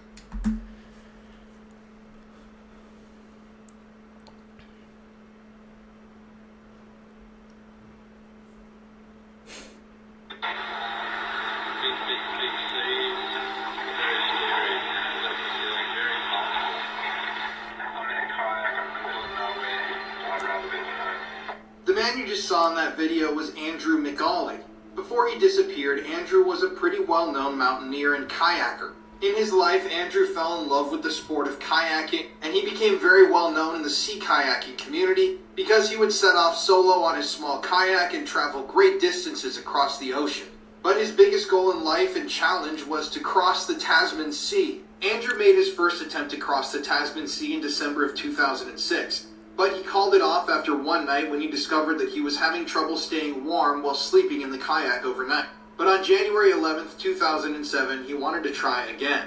But it was during this voyage that he would vanish into thin air. So he set off on January 11th, but on February 9th, Andrew sent out a distress call. In this call, he said, "Do you copy? This is Kayak 1. Do you copy? Over. I've got an emergency situation. I'm in a kayak about 30 kilometers from Milford Sound. I need a rescue. My kayak's sinking, fell off into the sea, and I'm going down." Oh. It's really eerie because if you search Andrew's name, a couple of blog posts pop up that people made in the days after he was declared missing, with headlines that read along the lines of, "Let's hope he is all right."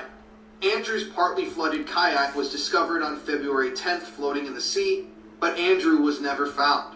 Eerily, his camera was still left in the kayak, along with the memory stick that chronicled his journey up until the time that he went missing. That's what the recordings from the beginning of this TikTok were taken from. To this day, nobody knows exactly what happened to Andrew. There are theories about killer waves that came out of nowhere, but his body's never been recovered, and no trace of him, no bones, no clothing has ever been found. Here are some things that look like food, but sadly are not. Now make sure you don't eat this popcorn because they're actually tiny rocks and that could break your teeth. And no, these are not jelly beans, these are also rocks. And don't be fooled by this one, that is not orange juice. I'm sure you can take a guess what it is. And don't eat this raspberry or you'll be going straight to the hospital. It's actually a poisonous bug. And no, they're not noodles, they're actually rubber bands. I can't be the only one who thought this was a piece of broccoli. A nice baguette. Just kidding, that's a cat. And this person took a bite out of this clay thinking it was chocolate. Ew. Crazy facts you Whoa, won't believe. what the heck? Humans share 50% of their DNA with bananas. There's a planet made of diamonds in our galaxy. There's more stars in the universe than grains of sand on every place in Earth. Bananas are berries, but strawberries aren't. Imagine having facts like this delivered to you every day. I found this app called Nibble, and it's a great way to dive into quick, fun lessons on any topic you can imagine. From art to science to finance, Nibble's got it all covered in bite-sized lessons. With Nibble's 10-minute interactive lessons, you'll learn much faster. It's like my personal knowledge hack I use to learn things quickly. So if you want to learn things fast, try out Nibble today and learn in a different way. Because of this case, I absolutely fear getting onto public transit. In 2008, Vince Lee beheaded 22-year-old Timothy McLean on a Greyhound bus in Manitoba, Canada. This all happened on July 30th of that year when Vince sat next to Tim on the bus from Winnipeg to Edmonton when Vince pulled out a knife and began repeatedly stabbing Tim. The bus driver and passengers ran out of the bus, called police, and watched as Vince decapitated, mutilated, and cannibalized Tim. When the police arrived, it took 5 hours to negotiate with Vince, and they eventually arrested him when he tried to escape from the bus. The crazy part about this case is that Vince was not held responsible for Tim's murder. He was first charged with second-degree murder, but he pleaded not guilty because he suffered from schizophrenia. Vince said that he heard voices in his head that told him that Tim was evil and he should be executed. The judge ordered Vince to be sent to a psychiatric facility and he was released in 2017. He now lives in Manitoba and has changed his name to Will Lee Baker. And the public was pretty upset about this because they feared that if he decided to stop taking his meds one day, will he attack again? I ain't taking Greyhounds. I'm gonna have to cross that off the list, but we're gonna be extra careful. And he got away with, he got off too? Top 5 most expensive houses in the world. Fort Belfield Pond, USA, $248 million. The Odeon Tower Penthouse, Monaco, $330 million. Villa Leopolda, France, $750 million. Antillia, India, $1 billion. Buckingham Palace, UK, $2.9 billion. We might not own these mansions, but what if you could clear up everything in your living room and start fresh in seconds? Let me show you the magic of Color.ai. You just upload a picture of your living room, click generate and watch the AI work its magic.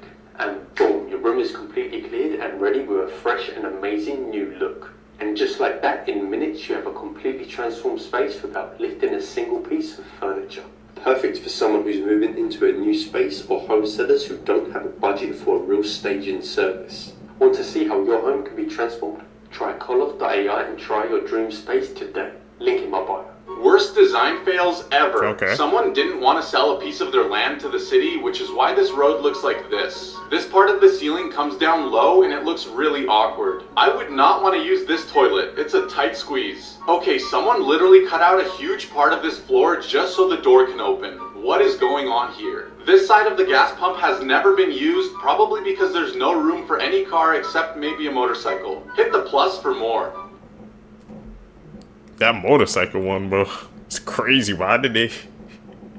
You could make it like that. That's definitely a design flaw. And the one with the carpet, you know, swinging out. But having to cut the carpet, that's extreme, bro. Just change the door or something bad.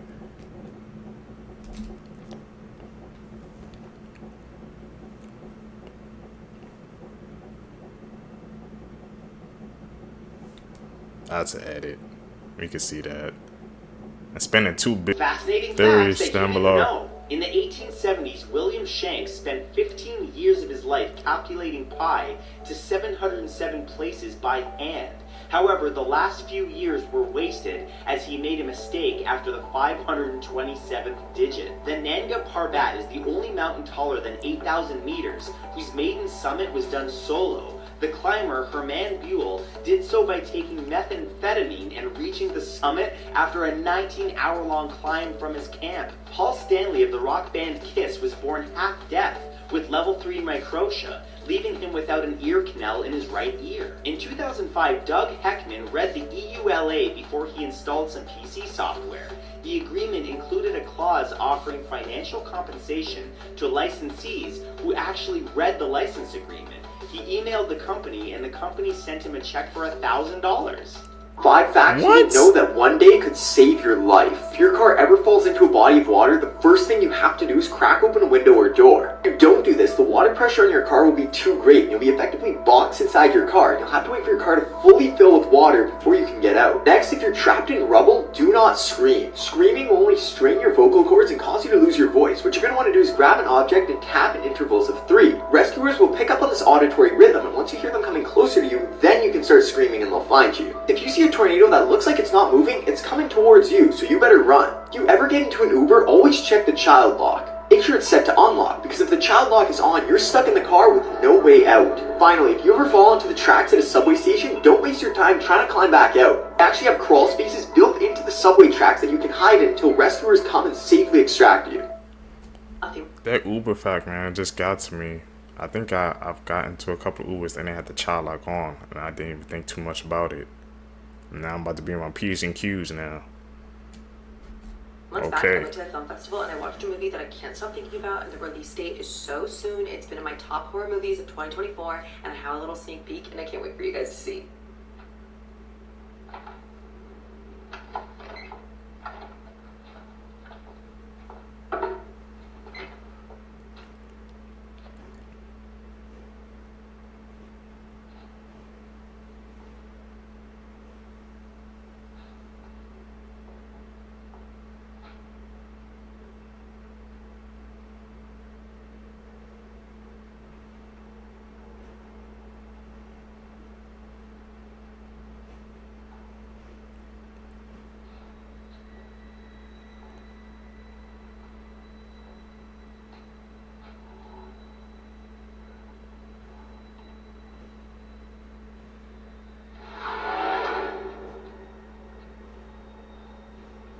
Could you open the door?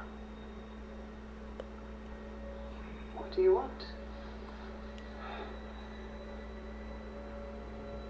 You're in trouble.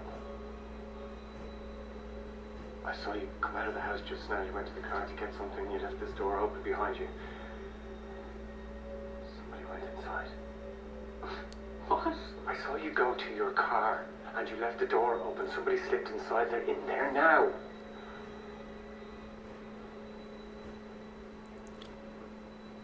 I didn't see anyone. I know that. Your back was turned. What are you doing standing outside my house? Just open the door. I'm trying to help you. You opening that door? Risky choice. He sat grinning on national television, pleading for his wife to come home. He was the one who had murdered her and dismembered her body. Some people felt sorry for 25-year-old Mitchell Key as he sat on the sofa on the This Morning TV show. He was being interviewed by Richard Madeley and really scrutinised. He was asked by Richard Madeley, "Did you kill her?" Mitchell, grinning, replied, No, I just wish someone would listen to me." Some eagle-eyed viewers couldn't help but to think that something was off with this so-called grieving husband. Lindsay and Mitchell from Southport had got married in 1995. Lindsay was just 17 years old at the time. Now, the pair went on to have 2 children together, and Lindsay was a great mum. Despite things seeming normal to the outside world, behind closed doors, Mitchell was a violent man. Lindsay had even got the courage to leave Mitchell a number of times and seek help from a women's domestic violence support service. However, Mitchell was extremely intimidating and manipulative. The pair ended up back together, and then around Christmas 1998, the mother of 2 vanished. It would take an entire 2 months before she was actually reported missing, and this wasn't by her husband. Social services had to get police involved. Suddenly, Mitchell was under the spotlight, and police were questioning him about the last time he'd seen his wife. He claimed he hadn't seen her since Christmas Day. He told them that she'd just upped and left him without any consideration for their children. This really didn't fit what Lindsay's friends and family knew of her. He painted this sob story of himself being a victim, and he also told the press, "I thought she would have come back for the kids, but she obviously does not care about us anymore." He knew this was a vicious lie. He even went as far as to concoct a story to authorities that he'd once seen her in a black Mercedes in Southport, and she'd sent him a letter saying that she'd run off with another man. The police knew that Mitchell was extremely suspicious. He was seen kind of grinning and didn't seem to be acting the way that you actually would if your wife had vanished. They had no way, though, to prove that he was involved in his wife's disappearance. Over the next 18 months, Mitchell almost went on this strange publicity spree, going on different TV shows talking about the case. It seemed like he was enjoying the attention and goading police. Now, Mitchell sent one police officer a Christmas card with a bottle of hair dye as a gift. He put on the card, "Get rid of the grey bits to have extra confidence." Mitchell even allowed a documentary crew to follow him around filming to create some sort of show. Ultimately, police realised that they were going to have to interrogate Mitchell. They ended up arresting him, and after a couple of days of interrogation, he ended up admitting to the hideous crime. He'd callously and brutally strangled his wife to death. This was after they got in an argument because Lindsay said she wanted a divorce. Once she was dead, he hid her body in a bedroom and covered the cracks in the door so that her children wouldn't smell the body. Chillingly, Mitchell had actually convinced his butcher brother Elliot to help him dismember her body. Mitchell then scattered her body parts over various parts of the seaside town. Elliot was given 7 years in prison but only spent 4 years behind bars.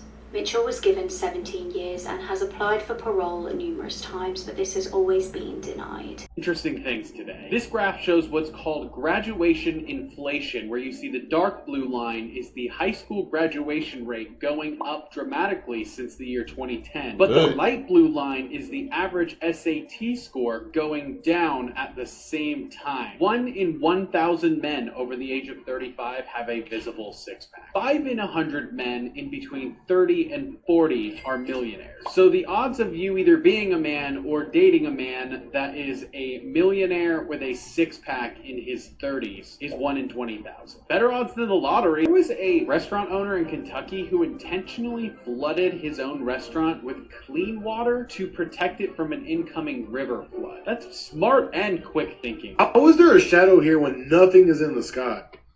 You guys see that shadow? It shouldn't be there. Where? This might actually prove we have cloaking technology. Where are the clouds? The only way this makes sense is if we have cloaking technology. Like, there is an aircraft in the sky that has been cloaked, like, it's invisible pretty much. But what do I know? Stay weird. I'm sure it's just a coincidence, but King Solomon used these sigils to be able to trap demons and use them to build his temple. I know it sounds crazy, but it's real. And, or they believe this. And for some reason, computer circuit boards also follow those same patterns that almost look exactly like these sigils. And maybe I'm connecting too many dots, but I think that's weird because El means God, at least in the old translations. El meaning spirit or God, electricity. I don't know. Maybe I'm kooky. This is my driver. Has anyone else noticed that? I broke my Game Boy once and I could never unsee the circuit board, you know? It was so upsetting. Here we go. Never knew that El in the old Hebrew language stands for God. Circuitry boards. And he said Solomon using to trap demons. It's all clipped like that similar before, man, but another one just confirming it.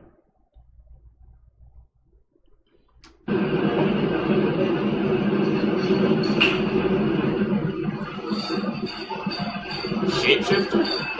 Boy, that motherfucker just shapeshifted right in front of our face, man. Y'all let me know if this real a cat, but on Funnel Grave, shit is crazy.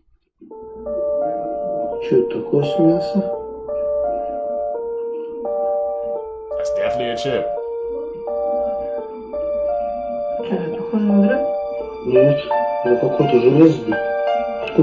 Why can't he take it out? What are we putting in our bodies, man? Chip.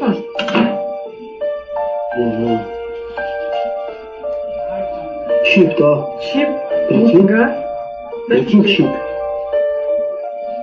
Это что за... They're trying to track us. Что такое? Что за корова?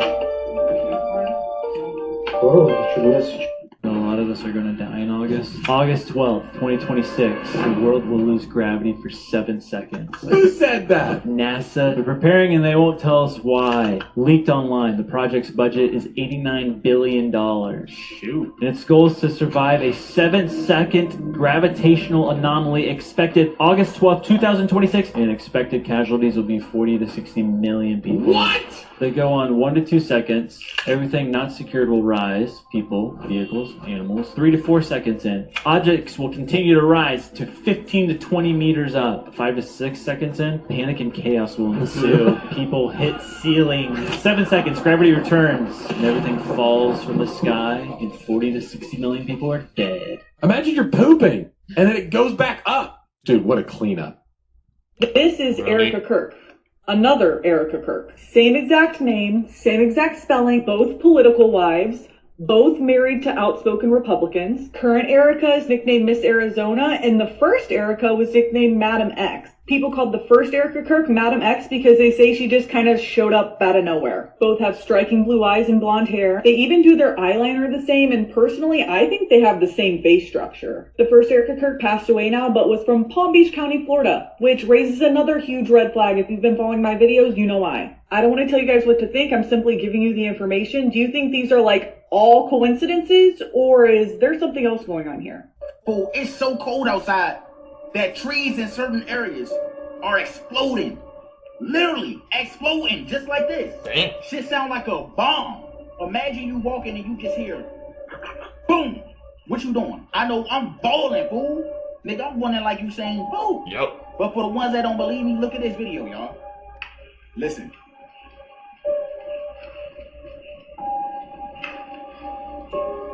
You hear it.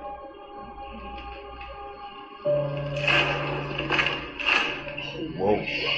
Fool, I know y'all heard that shit. Ain't seen it. I'm today's old. This is my first time ever hearing about a tree exploding from the cold, let alone seeing the shit. Our first two. I need y'all to let me know down below in the comments and be truthful.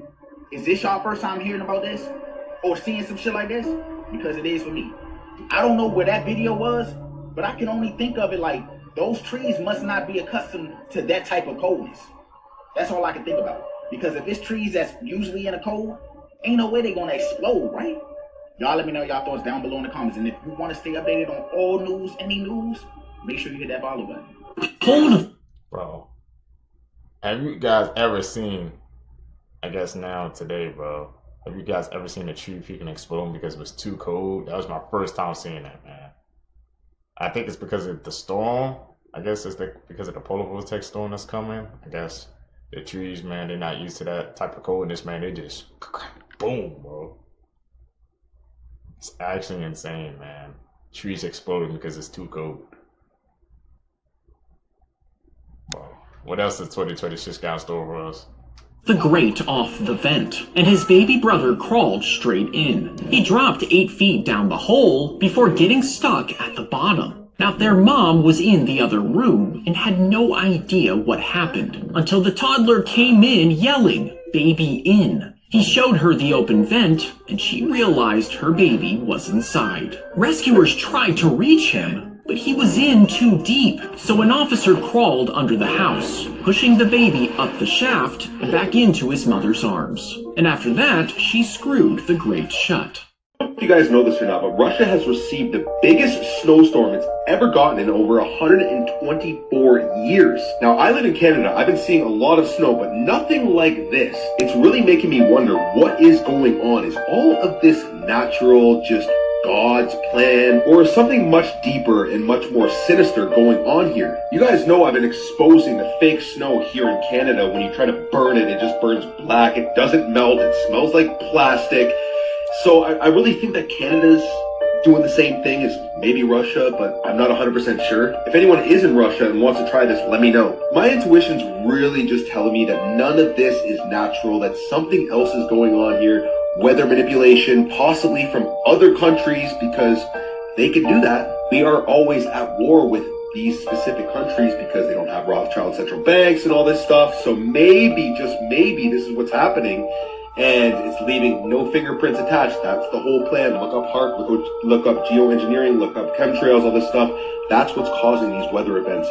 I'm not 100% sure. This is just a hypothesis. I'm just a crazy conspiracy theorist once again, guys. But let me know what you think about this storm that's happening in Russia right now in the comments down below. And don't forget to like, share, and follow for more hidden truth. Peace and love. China just Weather put machine. doctors inside vending machines, and they're diagnosing patients in 4 minutes with 95% accuracy. They've deployed 2,200 AI-powered health kiosks across the country, including 250 inside Shanghai's metro system alone. You walk in, describe your symptoms, and the machine scans your vitals while an AI trained on 300 million medical consultations analyzes what's wrong with you. Before anything gets prescribed, a licensed doctor reviews everything remotely, so there's still a human in the loop, but the AI does the heavy lifting, covering over 2,000 diseases and cutting wait times by 70%. The results so far are insane. 15,000 people use the Shanghai kiosks every month. Healthcare costs dropped 30%, and the diagnostic accuracy is holding steady at 95%, which is on par with human doctors for common conditions. This isn't a pilot program, it's fully operational at scale, and multiple countries are already trying to copy it. While most of the world is still debating whether AI should be allowed in healthcare, China built 2,200 of these things and put them in subway stations. Do you think AI doctors will come to your country, or will regulations keep them out? Let me know in the comments. And if you enjoyed stories like this, follow my page for more. Shoot, the way they pushing AI, I won't be surprised, man. Like they're gonna replace the actual human doctors, bro. Everybody just keep freaking pumping money into AI, man. I heard, I don't know, there's like 100 billion in AI, probably more than that, bro. Any excess money is going straight to AI, man. So, bro, you gotta be careful with that, man. Trying to take the doctors' places now.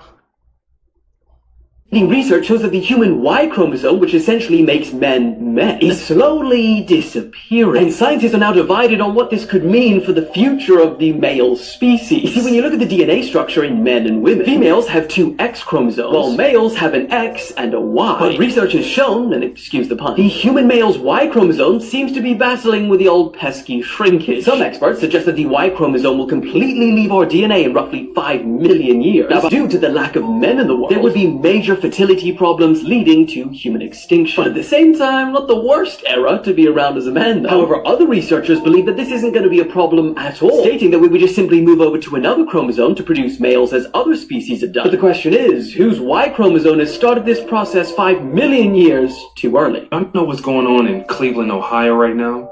Mothers, fathers, do you care to know? There's been 30 missing children within just 2 weeks.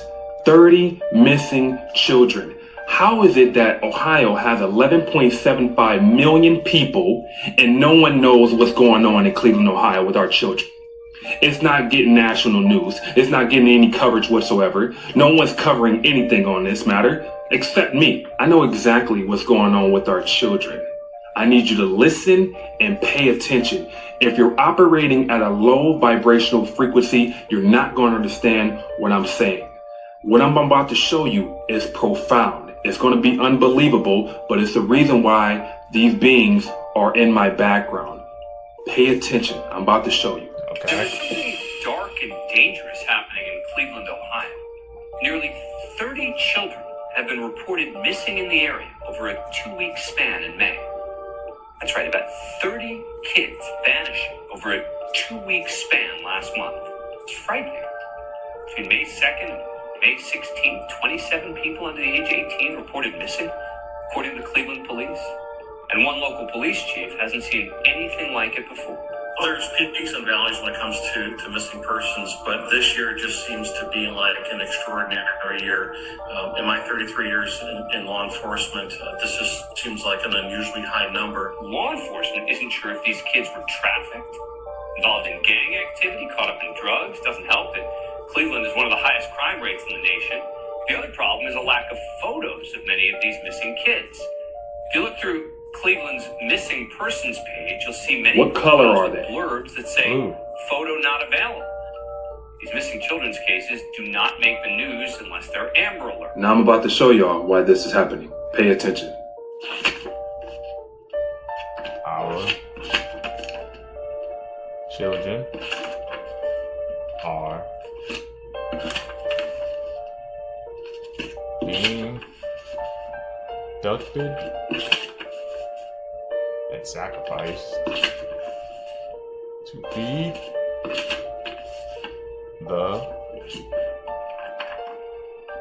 This is true. This is what's happening. I know it sounds unbelievable, but this is why this is taking place with our children. We must protect our children, stand by our children, love our children. But this is why Satan was the only angel that fell from heaven.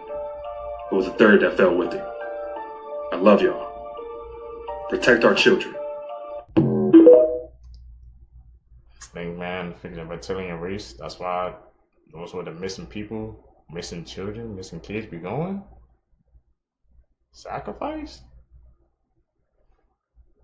Dark rabbit hole, man.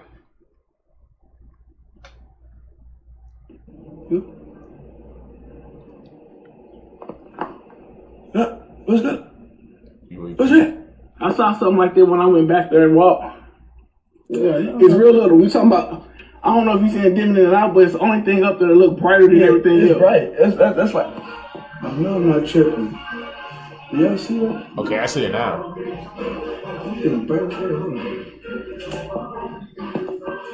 First, I couldn't see it. That thing is celebrating. It's Arizona. You guys see UAP activity out there? What is it?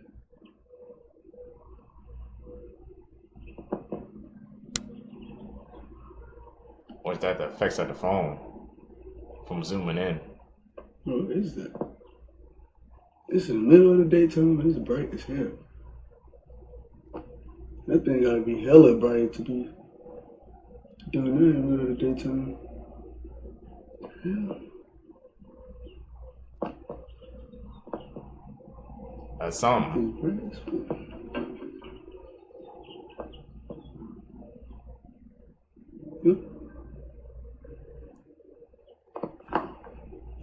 What's that? I just disappeared. What's that? It's like turning on and off. It's trying to cloak itself. How you doing? I'm waving it. What if it's a sniper? It's like sniping in mine. Hey, get down then. They are actually doing it. I know a lot of people are going to be very unhappy with this one. There's been a lot of changes and things that have been being talked about in the UK for a long time now. We had the Online Safety Act, of course, that countered kids seeing certain things, but of course everyone just used VPNs and kind of got around it. Last year, there was a huge amount of talk about putting in screen time limits on kids' phones. While that was going on, though, Australia passed a bill which literally banned under 16s from using social media in its entirety. And that got the UK thinking, well, why don't we do that here? Now, people were very, very skeptical. They're thinking, there's no way that's going to come in the UK. No one's going to approve that. Well, it looks like they have. It looks like they have. It is now pretty much in its final stages in the Houses of Parliament to allow social media to be banned for anybody under the age of 16, meaning you won't be able to access Instagram, TikTok, Facebook, any of the social media platforms until you're over that age. After people are concerned about security risks and saying this is just not right and this shouldn't be happening, but of course it has a lot of backing from the government that this is literally going to happen, and there is a lot of parents and people who are in favour of this happening. So it looks like it is going to happen, and I know that every single child who's under 16 years old who has been using social media that's not going to be allowed suddenly is going to be fuming. But let me know if you think this is a good idea or a bad one, and I'll keep you updated. Australia. Thinking UK, who's next, man? Banning social media for kids under 16, bro. That does actually sound bad, man. Oh, we need to, monitor, bro. Social media nowadays, and man, it's crazy. You have to add some way of time to monitoring it for the kids. So what will make y'all think it's okay to leave your keys under your welcome mat? That is an invitation for death. I just watched a video where a man or a woman or whatever it was, holding a knife, was searching under people's welcome mats, trying to get into people's door. You don't believe me, right? Look at this shit. Tell me this shit is right here. Pay attention to everything that goes on. Okay. And then tell me what it looks like.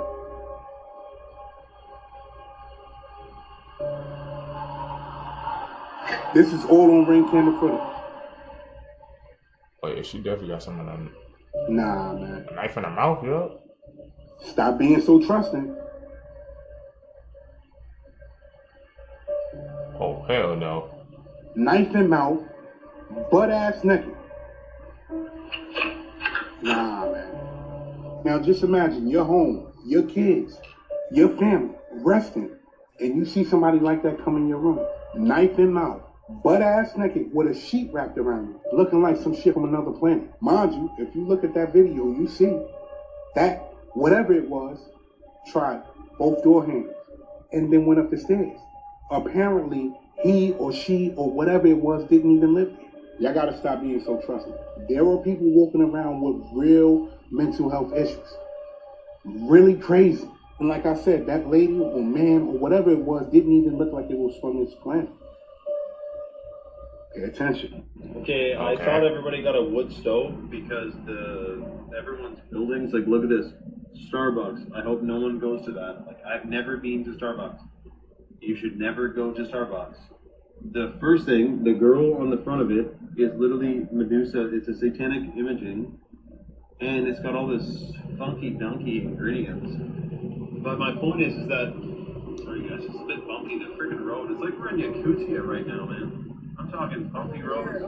Oh, look at this smokestack. You think someone's polluting? That's just the exhaust. It's minus freaking 20, man. It's minus 27. It's minus. The wind was minus 37. In Swiss Chalet, I used to work there. I worked at Swiss Chalet, and I got demoted from server to kitchen. So I could send you guys videos. If I was still working there, see, here's the thing. I could have cried about being demoted. Instead, I became who I am now. If I was demoted, if I wasn't demoted, I might be still a server there right now. Which is fine. It could be a toxic house like that guy. Dude, it is freaking bumpy. I can't maintain the stabilization on this thing. I need a gimbal. Yeah, hit by the storm. You know what that is? Anyway, it's freaking cold out, guys. So stay warm, stay safe, and we love you all the way from up north. You motherfuckers. So you telling me this whole time they've been mining our shit, and this whole time the Grand Canyon was not made by a river? Ain't that suspicious? That these same lines, bro, they've been mining our asses, bro, cutting down what? Oh hell no. This shit is no coincidence. And it's crazy that the Milky Way is right on top of this shit, y'all. Like, seriously, bro. They are playing in our fucking faces.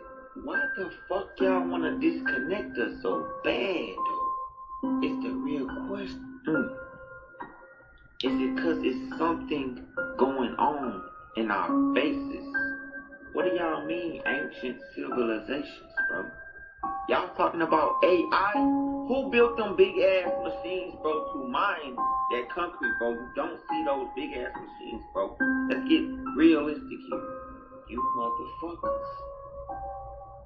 They been here, bro. Who are they? Shit. Look at this. Look at the eyes. Oh, you know. Look at that. Now ask yourself this. Oh, shit, hold on. Isn't that ice? Hold on. Oh, hold on. Could that would be what's going on in Antarctica, in the Caribbeans, y'all? Cause look at this. What? Look at the ice. Now look at Venezuela. Look at this, y'all. Hold on. Do y'all know that Venezuela originally means Little Venice? They gave it the name Little Venice. Like, break down that word Venice. Ven ice. Ven ice. Oh. Little Ven ice. So big Ven ice over here, right? And then little Ven ice. Are they trying to tell us something? Because again, the process of brumation. Extreme cold, alligators enter brumation.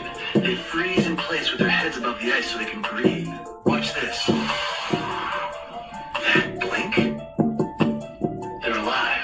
See, I truly believe that this is the same thing that's going on over here, that they're using high-level technology to freeze this in place. Because why would you name Venezuela, right? Little Venice, Little Ven Ice.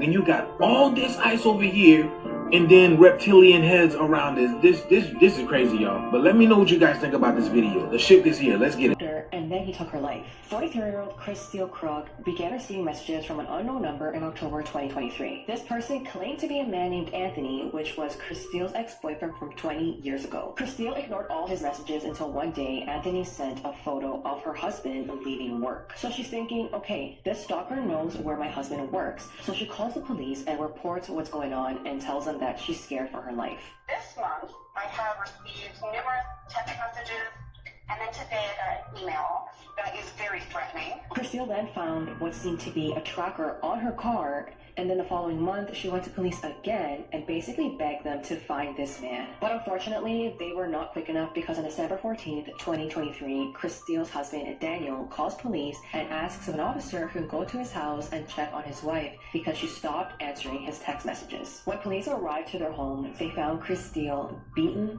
and stabbed multiple times in the garage. At first, Daniel seemed visibly distraught and said that her stalker Anthony was responsible. However, Anthony was interviewed that same day, and he lived in Utah, and mind you, Chris Steele was in Denver, and there was no way he was able to travel that quickly. It wasn't long until investigators noticed that Daniel's story wasn't adding up. For instance, when Chris Steele was murdered, the cameras inside the home were turned off, which only Chris Steele and Daniel had access to. Investigators also traced the emails and text messages Chris Steele received, and guess where it all came back to? Yep, it was linked to Daniel's workplace. His search history also had things like how hard would you have to hit someone in the head to make them unconscious. There was so much evidence that pointed the finger to him, and he was found guilty and sentenced to life in prison without the possibility of parole. You know what I find so chilling? After Daniel waited in the garage for his wife to arrive from dropping the kids off at school, he took her life and then he went and grabbed coffee right after like it was just another day.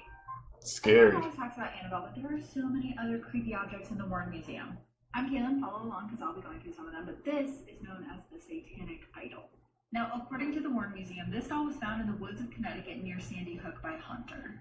When the hunter came upon this, he obviously didn't know what it was, but he could see that there was a man in black robes running away from the doll. He didn't really know what else to do, so he called the Warrens, and once they picked it up, Lorraine felt very sick. Doctors checked her out, said that there was nothing wrong with her, so they knew that whatever was happening to Lorraine had to be coming from this doll. And that's how they realized that the man in the robes in the woods was probably the leader of a satanic cult, and whatever was happening to Lorraine was probably because of a curse that they had put on this doll. So now it remains in their collection with another one of the most mysterious items they own, known as the Pearls of Death. The legend of the Pearls of Death says that anyone who wears these pearls will be choked by them. And that's how they ended up in the Warren Museum in the first place. The woman who owned them said that every time she put them on, they mysteriously started suffocating her. So they think the pearls are cursed, as they say in this handmade sign, but usually there's another sign there that says do not touch them because of this curse. It's crazy. I don't know why people still go to that museum in the first place, man. When Annabelle went missing, that was a sign right there in the net. Yo, what's up? Here's some scary facts about our world that you probably didn't want to know. Part 39. In 2007, a woman entered a radio contest in which she ended up drinking 1.5 gallons of water, which resulted in her death, and it was all because she wanted to win a Nintendo Wii console.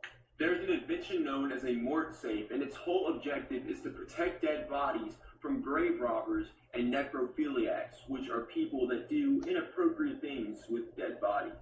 On the island of Sardinia, there's a type of goat cheese, and its main ingredient is, I kid you not, maggots. Hell no. At a combined length of 25 feet, you could easily use your intestines as a rope and raffle from the 3rd floor of any building. That's pretty terrifying to know that your intestines are that long. There are some crazy things happening in the world right now. South Korea is putting traffic lights on the ground for people who look down at their phones all the time, which, dang, honestly, America, let's do it. That's kind of a good idea. I can imagine that like New York City and San Francisco. Scientists just confirmed that a single lightning bolt stretched 515 miles from Texas to Missouri back in 2017. That makes it the longest lightning bolt strike ever recorded. Japan just broke the world record for internet speed by hitting 1.02 petabits per second. I don't know how much that is, but apparently it's enough to download all of Netflix in 1 second. The world's oldest baby was born from an embryo frozen in 1994 last month. So technically this newborn baby is over 30 years old. A man in Australia barked at 2 people trying to steal his car in the middle of the night.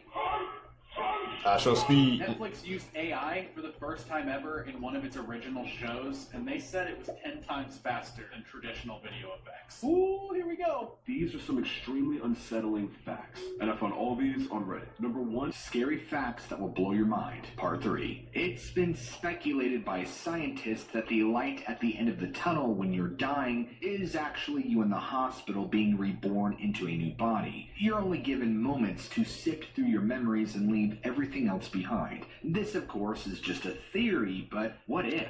Let me know what you think. Like and follow for more. That's reincarnation, basically. It's the first time hearing that theory, the light at the end of the tunnel. You know, people are saying they see the light at the end.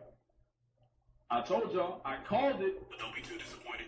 Some people have been trying to bring the dire wolf back, and honestly, I'd rather resurrect this Roy Wolf than bring back Game of Thrones. We really got dire wolves in 2025 for GTA. What a time. So dire wolves were an extinct species that would have dwarfed wolves today. At 7 foot 150, they would have shown wolves there's levels to this. Dire wolves were discontinued over 10,000 years ago, but as of right now, 3 dire wolf puppies have been born. Romulus, Remus, and yes, GOT fans, a little girl named Khaleesi. As we speak, they're being held in an undisclosed location with security, drones, and live cameras. So how did they do it? Well, 2 things. Dire wolves went extinct a minute ago, but their remains are all over the place, and their DNA is almost identical to gray wolves. So folks took the DNA from a 13,000-year-old tooth and a 72,000-year-old skull and used that to reverse engineer their genome. And because they share 99.5% of DNA, they basically edited gray wolf genes. And for reference, gray wolves have 19,000 genes. They just had to make 20 edits to 14 genes. Got them sounding like a Google doc, but now we're talking about an expired wolf. A bunch of sciencey stuff later. They took donor domestic dog eggs, removed the nucleus, added the wolf edit, put the embryo in a surrogate, cooked for 65 days. Boom, we got dire wolves.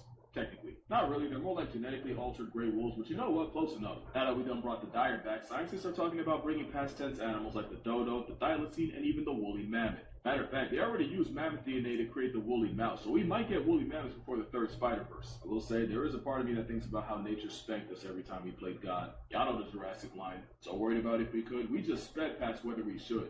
But the more you know.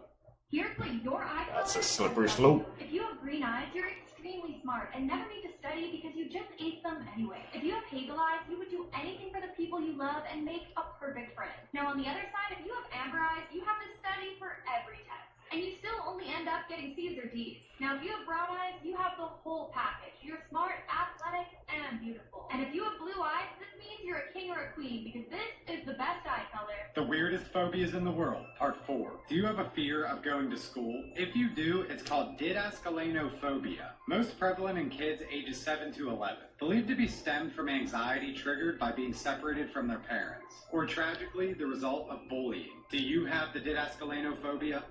No. In case you didn't know, we have some crazy things happening in the world right now. Illinois became the first state to ban AI therapists. Honestly, I think that's a pretty good idea because, yeah, that's getting out of hand. A family's ash spreading ceremony was derailed by a Spotify ad for stuffed poop toys. It was during a Frank Sinatra song that they were playing while doing this. This is the quickest way to clear out stuffed poop. A 58-year-old grandmother from Canada currently holds the Guinness World Record for the longest abdominal plank by a woman, holding it for 4 hours and 30 minutes. I could probably do it for about 30 seconds and then I'm done. So, bravo, what's your secret? Abby and Brittany, who are 2 well-known conjoined twins, had to pay 2 separate college tuition fees, but now earn only 1 salary at their job. A Mexican church made millions of dollars after announcing they were selling land in heaven for $100 per square meter. The pastor in charge said that he had permission from God, and they're even accepting Apple Pay.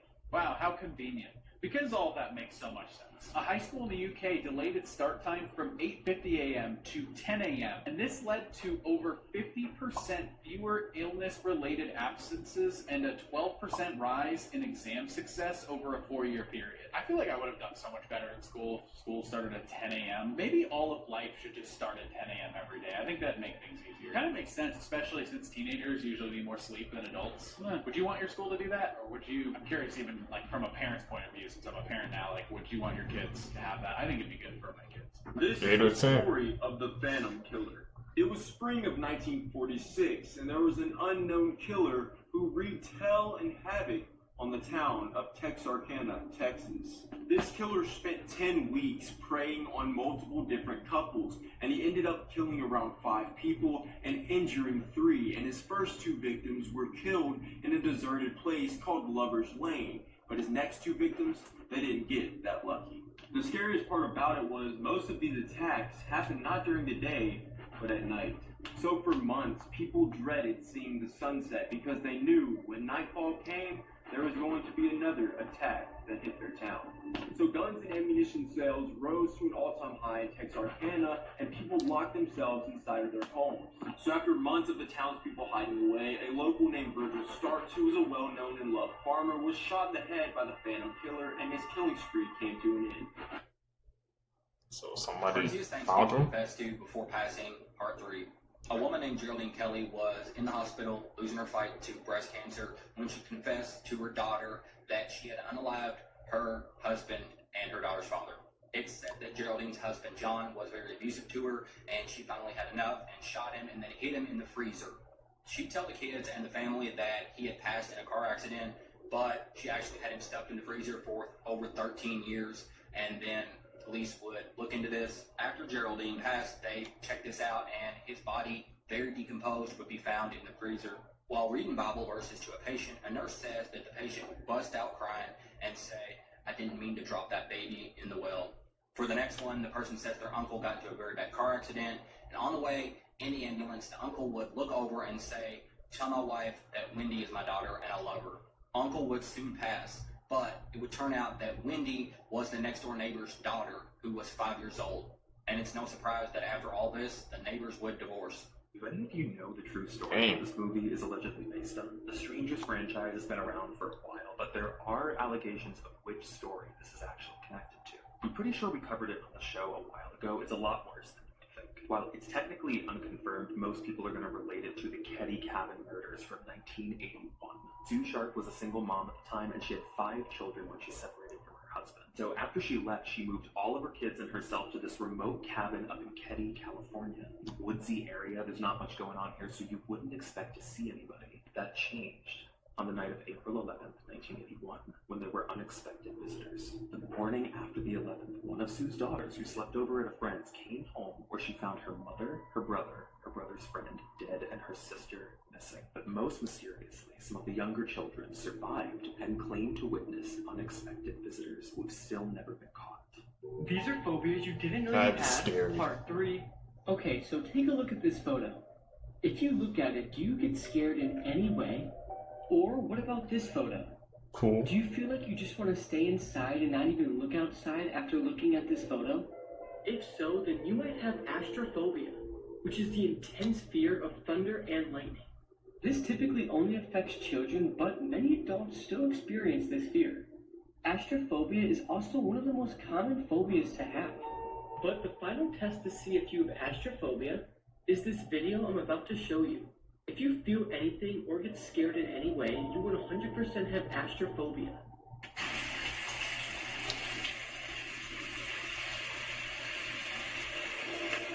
I'm cool. I was never scared of lightning and thunder.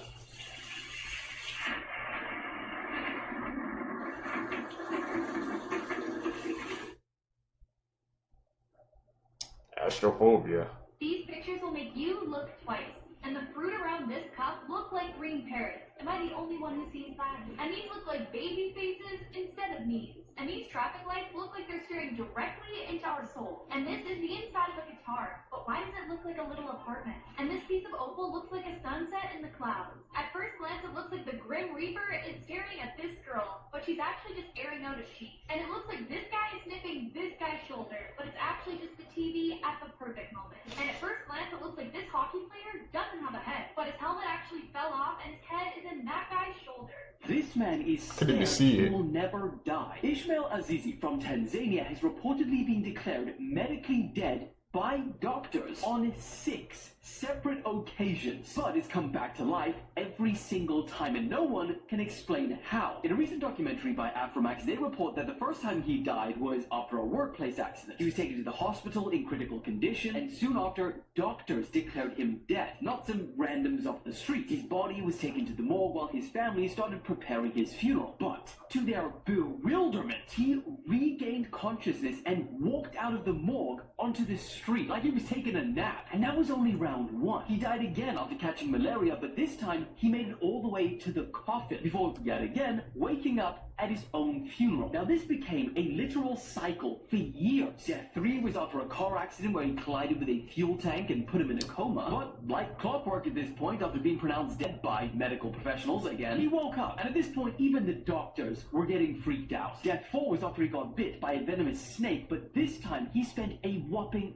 3 days in the morgue. And that really convinced his family that Ishmael was gone for good this time. But no, because when they went to go retrieve his body for his 4th funeral, he woke up again. Now after his 5th death, he fell into a toilet pit. His community started getting a little scared, and they became convinced beyond reasonable doubt that he was a witch or a ghost. So you know what they decided to do? Burn his house down with him inside to try and kill him for the 6th and final time. And guess what? They were successful until he woke up again. Bro, I'd be scared Can't too. stop him. I couldn't die. And now, after all of this, he has to live in an isolated old house with no neighbors. Because apparently, he's a bit of a local legend and people are too scared to live near him. He also said he can't get a job either as a result of the stigma. Bro, one meeting with JD Vance, cook him for sure. Why do you have to say it? That sounds like a freaking movie, man.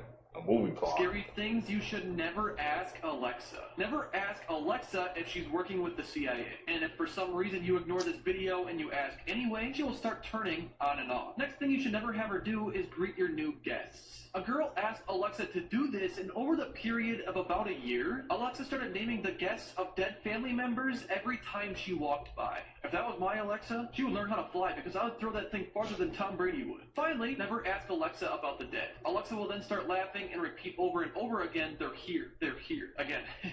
If this was my Alexa, she'd be scattered across the concrete. Don't do that, Alexa. Don't do that. Here's some People begin too dependent, man, on those on the technology helpers, bro. The more they learn about your life, the more things go downhill. things that almost no humans can do. Now this requires super flexible fingers, and only 3% of people can do this. This is called the finger twist. And this is called the paralyzed finger trick, and only 1% of people can do this. You place your hand down on the table and bend your middle finger like this. Now, try to lift your ring finger off the table. Number 3, this is where you raise one eyebrow like this guy, and only 5% of people can do this. Number 4, this is where you make a V shape with your hand like this, and only 4% of people can do it. Can you? 3 amazing extinct animals you didn't know about. Part 2. Number 3. Platybelodon was a kind of prehistoric mammal that looked like an elephant with a shovel-shaped trunk. This elephant ancestor roamed the earth about 15 million years ago. Wow. It used its unique shovel-like trunk to scoop up aquatic plants in marshes and rivers. Even though it sounds like something out of sci-fi, Platybelodon was very much real. Number 2. Hoplitomeryx, also known as the five-horned deer, was a prehistoric deer species that lived on the Gargano Island in Italy. This one-of-a-kind deer sported 5 horns, making it stand out from today's deer. Each pair had its distinct shape and size. Aside from its impressive antlers, Hoplitomeryx also had elongated upper canines, looking almost like fangs, adding to its peculiar appearance. Number 1. The Leadsichthys, the biggest fish to have ever existed. This prehistoric giant fish lived about 165 million years ago. Measuring between 52 to 72 feet, this fish was longer than a school bus. It mainly fed on plankton and tiny creatures. Leadsichthys fossils were first discovered in England. Objects that attract Okay. demons into your house. Evil Eye Isaiah 206. What is that? Dreamcatcher Deuteronomy 18:10-12.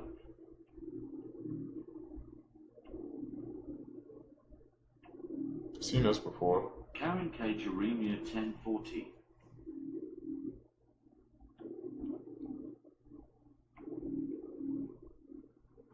Mystical Stone Romans 1:25.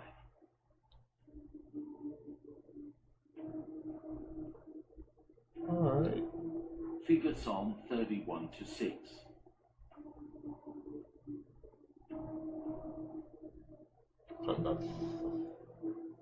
Science That sculpture is. 380 minus 21.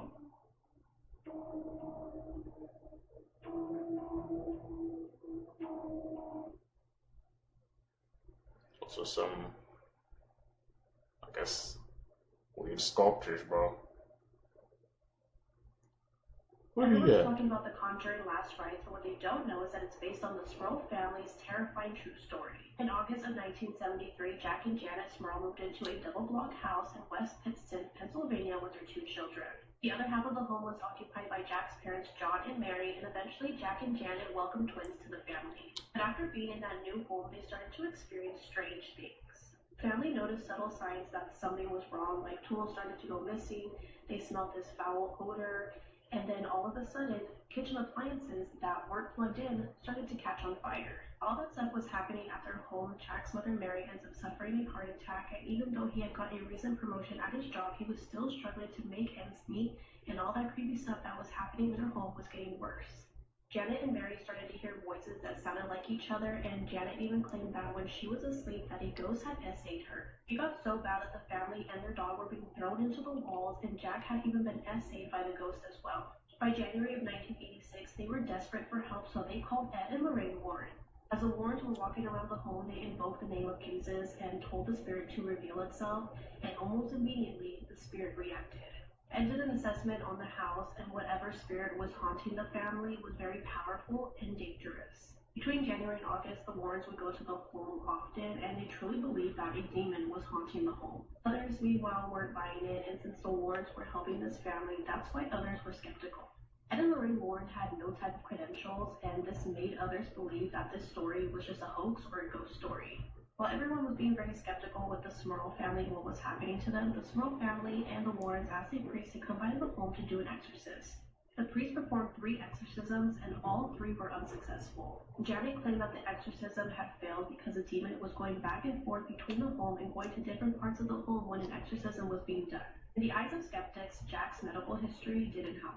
In 1983, he had surgery to remove water from his brain, and that caused short-term memory loss. Additionally, a priest had stayed at the home for 2 days and claimed that nothing paranormal happened and everything seemed normal. About a year later, Janet claimed that they were still having strange things happening in the home, but it wasn't as bad as before. The Smurl family ended up moving out of the home, and the next person to move in claimed that she never had a supernatural experience in the home. The Conjuring Last Rites just dropped this weekend, so let me know if you're going to go see it or already have. So was it Captain Fat? I didn't never knew the Conjuring movies had, I guess, was taking place because of a real story. Places then are now. Rosie, the Sharp Ben. Now.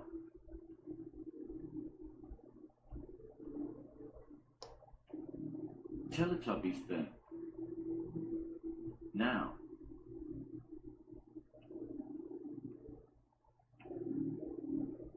Tots TV House then. Now. They just abandoned all those places. Lolita, the orca whale then. Now. That is messed up. Disney's Discovery Island then. Now.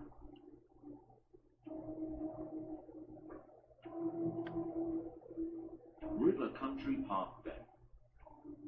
Now. It's in that water, bro. Imagine your child being eaten alive at Disneyland. I can't imagine anything more horrific. It was a gorgeous day on the 14th of June 2014 in Orlando, Florida. Adorable little 2-year-old Lane Graves was on holiday with his 4-year-old sister and his parents, Matt and Melissa. Lane was from Nebraska, and he was described as bright, really loving. Even though he was only like a tiny little boy, he just had this massive personality. He had this really warm, kind-hearted nature. Now the family was staying at Disney's Grand Floridian Resort, and they had so much fun planned for their trip. They were really looking forward to spending the summer together. The resort is absolutely gorgeous. There's no way you would ever associate it with such a horrific incident. The resort did have a lagoon. It was absolutely gorgeous, like I said, But the lagoon did have a very small sign that indicated no swimming, obviously. Nowhere at the lagoon did it say that the waters were alligator infested. It looked like a calm, peaceful lake type of vibe, the place where I would just absolutely love to go with my family, like just sit and enjoy the water. You would think that obviously as long as like parents are there making sure that their kid doesn't actually go inside the water to drown, that everything would be safe. At 8:30 that evening, the family were chilling, building a little sandcastle on the beach area by the lagoon. And the little boy's dad was right by him, like literally right next to him.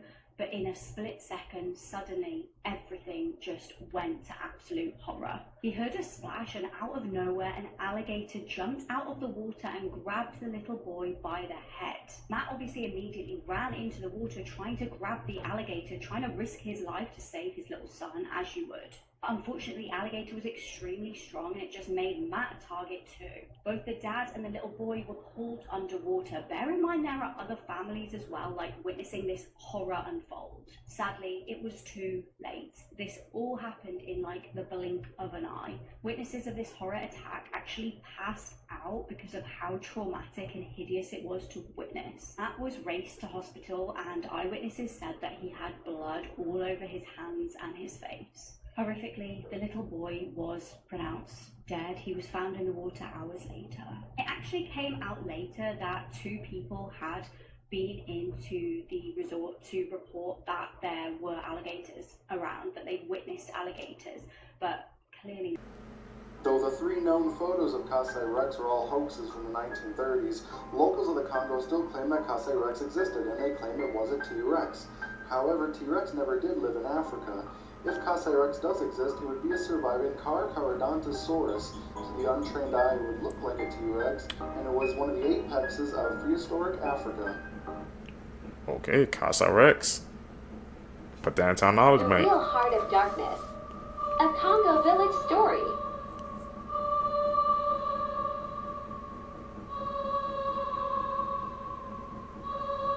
It's in the Congo. These photos are so scary.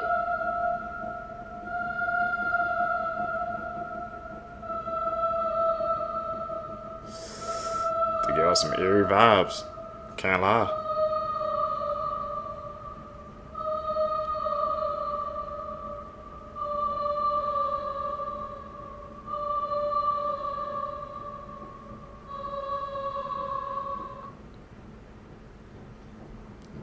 There was some creepy masks, man. The Congo jungle has long been a hotspot for cryptozoologists who search for evidence of unknown or unclassified creatures. One such elusive creature is the prehistoric Congo ape, also known as the Bondo mystery ape or Beely ape. This large bipedal primate is said to inhabit the remote, dense forests of the Democratic Republic of Congo, evading detection for centuries. Reports of this mysterious ape began to surface in the late 20th century, with descriptions of an enormous creature, larger than a gorilla but with a more human-like appearance. Locals and explorers alike have shared accounts of encountering these apes, describing them as powerful and intimidating. Some witnesses claim the creatures are aggressive and have been known to attack humans, while others suggest they are shy and reclusive, avoiding contact whenever possible. Although no concrete evidence of the prehistoric Congo ape has been found, some researchers believe that this creature could be a remnant population of Gigantopithecus, an extinct genus of ape that lived millions of years ago. Fossil evidence of Gigantopithecus has been discovered in Asia, but its presence in the Congo jungle would be a groundbreaking discovery, indicating that these ancient primates had a much wider range than previously thought.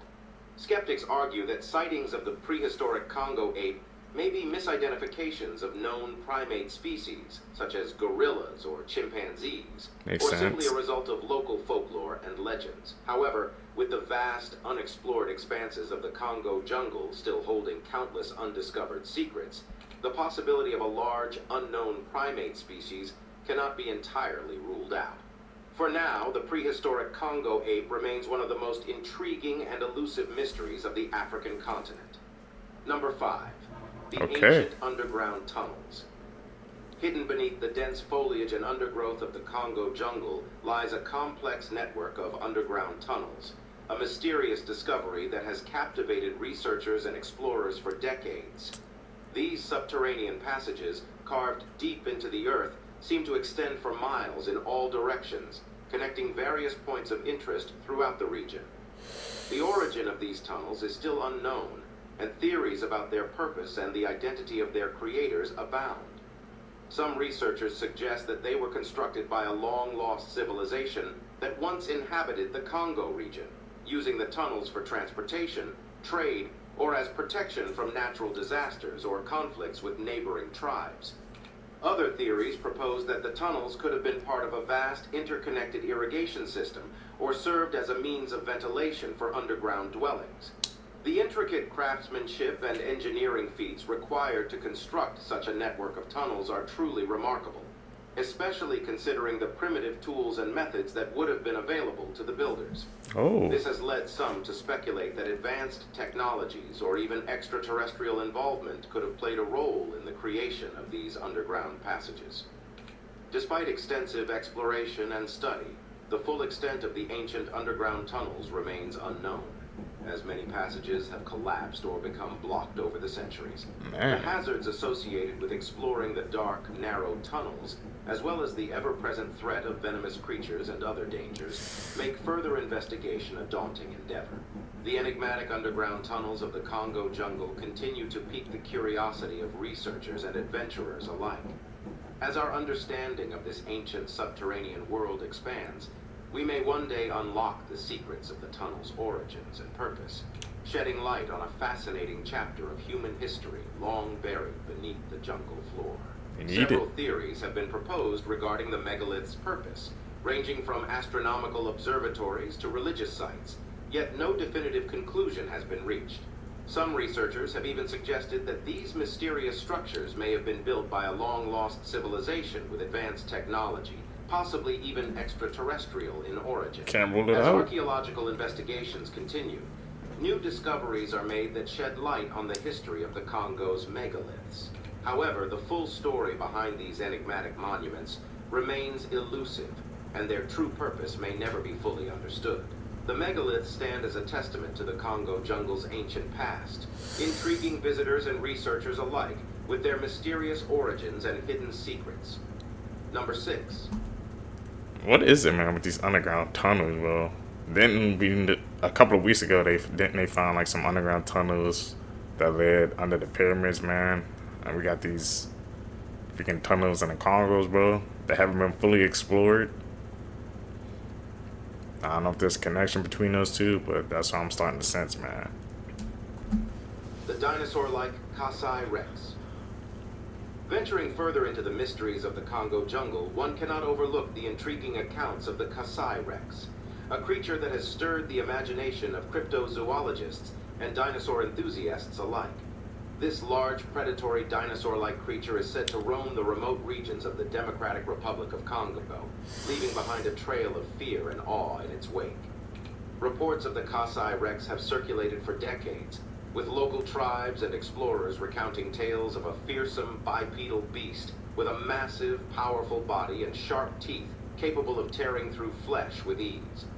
Descriptions of the creature often resemble a Tyrannosaurus Rex, a prehistoric dinosaur that dominated the Earth millions of years ago. Encounters with the Kasai Rex are said to be rare, but those who have claimed to witness the beast describe it as a relentless predator that instills terror in both humans and animals alike. While the idea of a living dinosaur in the heart of the Congo jungle is thrilling, many scientists dismiss the Kasai Rex as a myth or a case of mistaken identity, arguing that more plausible explanations, such as large monitor lizards or misidentified known animal species, could account for the sightings. The lack of concrete evidence, such as fossils or clear photographs, has led many to question the validity of these claims. However, the vast and unexplored nature of the Congo jungle leaves room for speculation and hope that undiscovered species may still lurk within its depths. Really? The stories of the Kasai Rex have inspired numerous expeditions into the region, with adventurers seeking to uncover the truth behind this enigmatic creature. While the existence of the Kasai Rex remains unproven, the allure of a living dinosaur continues to capture the imagination of people around the world. offering a tantalizing glimpse into a world long lost to the passage of time. Number 7. The unexplained sound phenomenon. Sound phenomenon. A creature in the Congo River Basin that the tribal and native people of the area have called the Mokele Mbembe, which roughly translates into English as he who stops the flow of rivers. And in their culture, it's been described as a massive, long-necked creature that has the skin of an elephant and the feet of an elephant with a long neck and a narrow head. A hybrid? Sounds familiar, a little bit. But we all know that long-necked dinosaurs died off millions of years ago. This creature is also described in their culture as a spirit of the river and has been known to be very aggressive. Ooh. Now, the people have passed down these stories for generations, and they're told that if they see the Mokele Mbembe, not to approach it, because it has been known to crush canoes and drown people. It is a herbivore, as they say, but apparently is very territorial in the same way that a hippopotamus is. Now, I find this legend, this cryptid, this whatever it is, to be extremely interesting, because when white people came into the Congo and was talking to the native people, the younger generation kind of shrugged it off as a legend, but the older generation swear to it. They said that they've seen it. They said that they know people who have been killed by it. But the younger people have never seen it. So is this a thing that used to exist? Did it go extinct? Was it a dinosaur? That's important questions. I don't know what it is. Maybe they're just mistaking a hippopotamus for, a dinosaur. They kind of are dinosaurs in their own way. But a creature large enough to stop the flow of a river isn't a hippopotamus. And there aren't elephants in the Congo. At least, not that I know of. So whatever this thing is, or was more likely, doesn't seem to exist anymore. But I wonder what it actually was. What a dastardly way to die. In 2010, near Congo, 20 crew and passengers died in a plane crash. But this was no normal plane crash. See, this one was caused by a crocodile. Did you say crocodile? Well, we've all heard of the movie Snakes on a Plane, right? Where Samuel L. Jackson takes a snake and kicks its ass in the air. Well, this was similar, just with a crocodile. And no Samuel L. Jackson to save the day. So anyway, while this plane was happily flying along in the air, one of its passengers smuggled a crocodile in his sports bag and it freed itself. Now, understandably, all the passengers ran to the front of the flight deck, unbalancing the plane and sending the small jet out of control and towards the ground, killing 20 people on board. Ironically, only one passenger survived, and the crocodile. What a dastardly way to die. Who thought it was a good idea to try to smuggle a crocodile on a plane? People do not use their brains, man. Watching these clips, that's what I realized. Sad but true. Central Africa is possibly a surviving Apatosaurus, or a Diplodocus. Indigenous tribes claim to have battled them, and seen them battle hippos. Its name means the one who stops the flow of rivers. You're learning?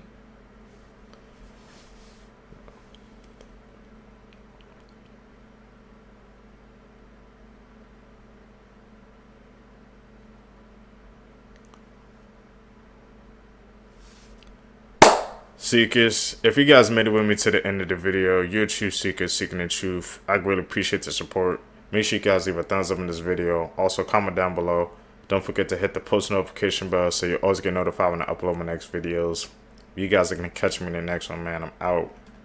Peace, YouTube.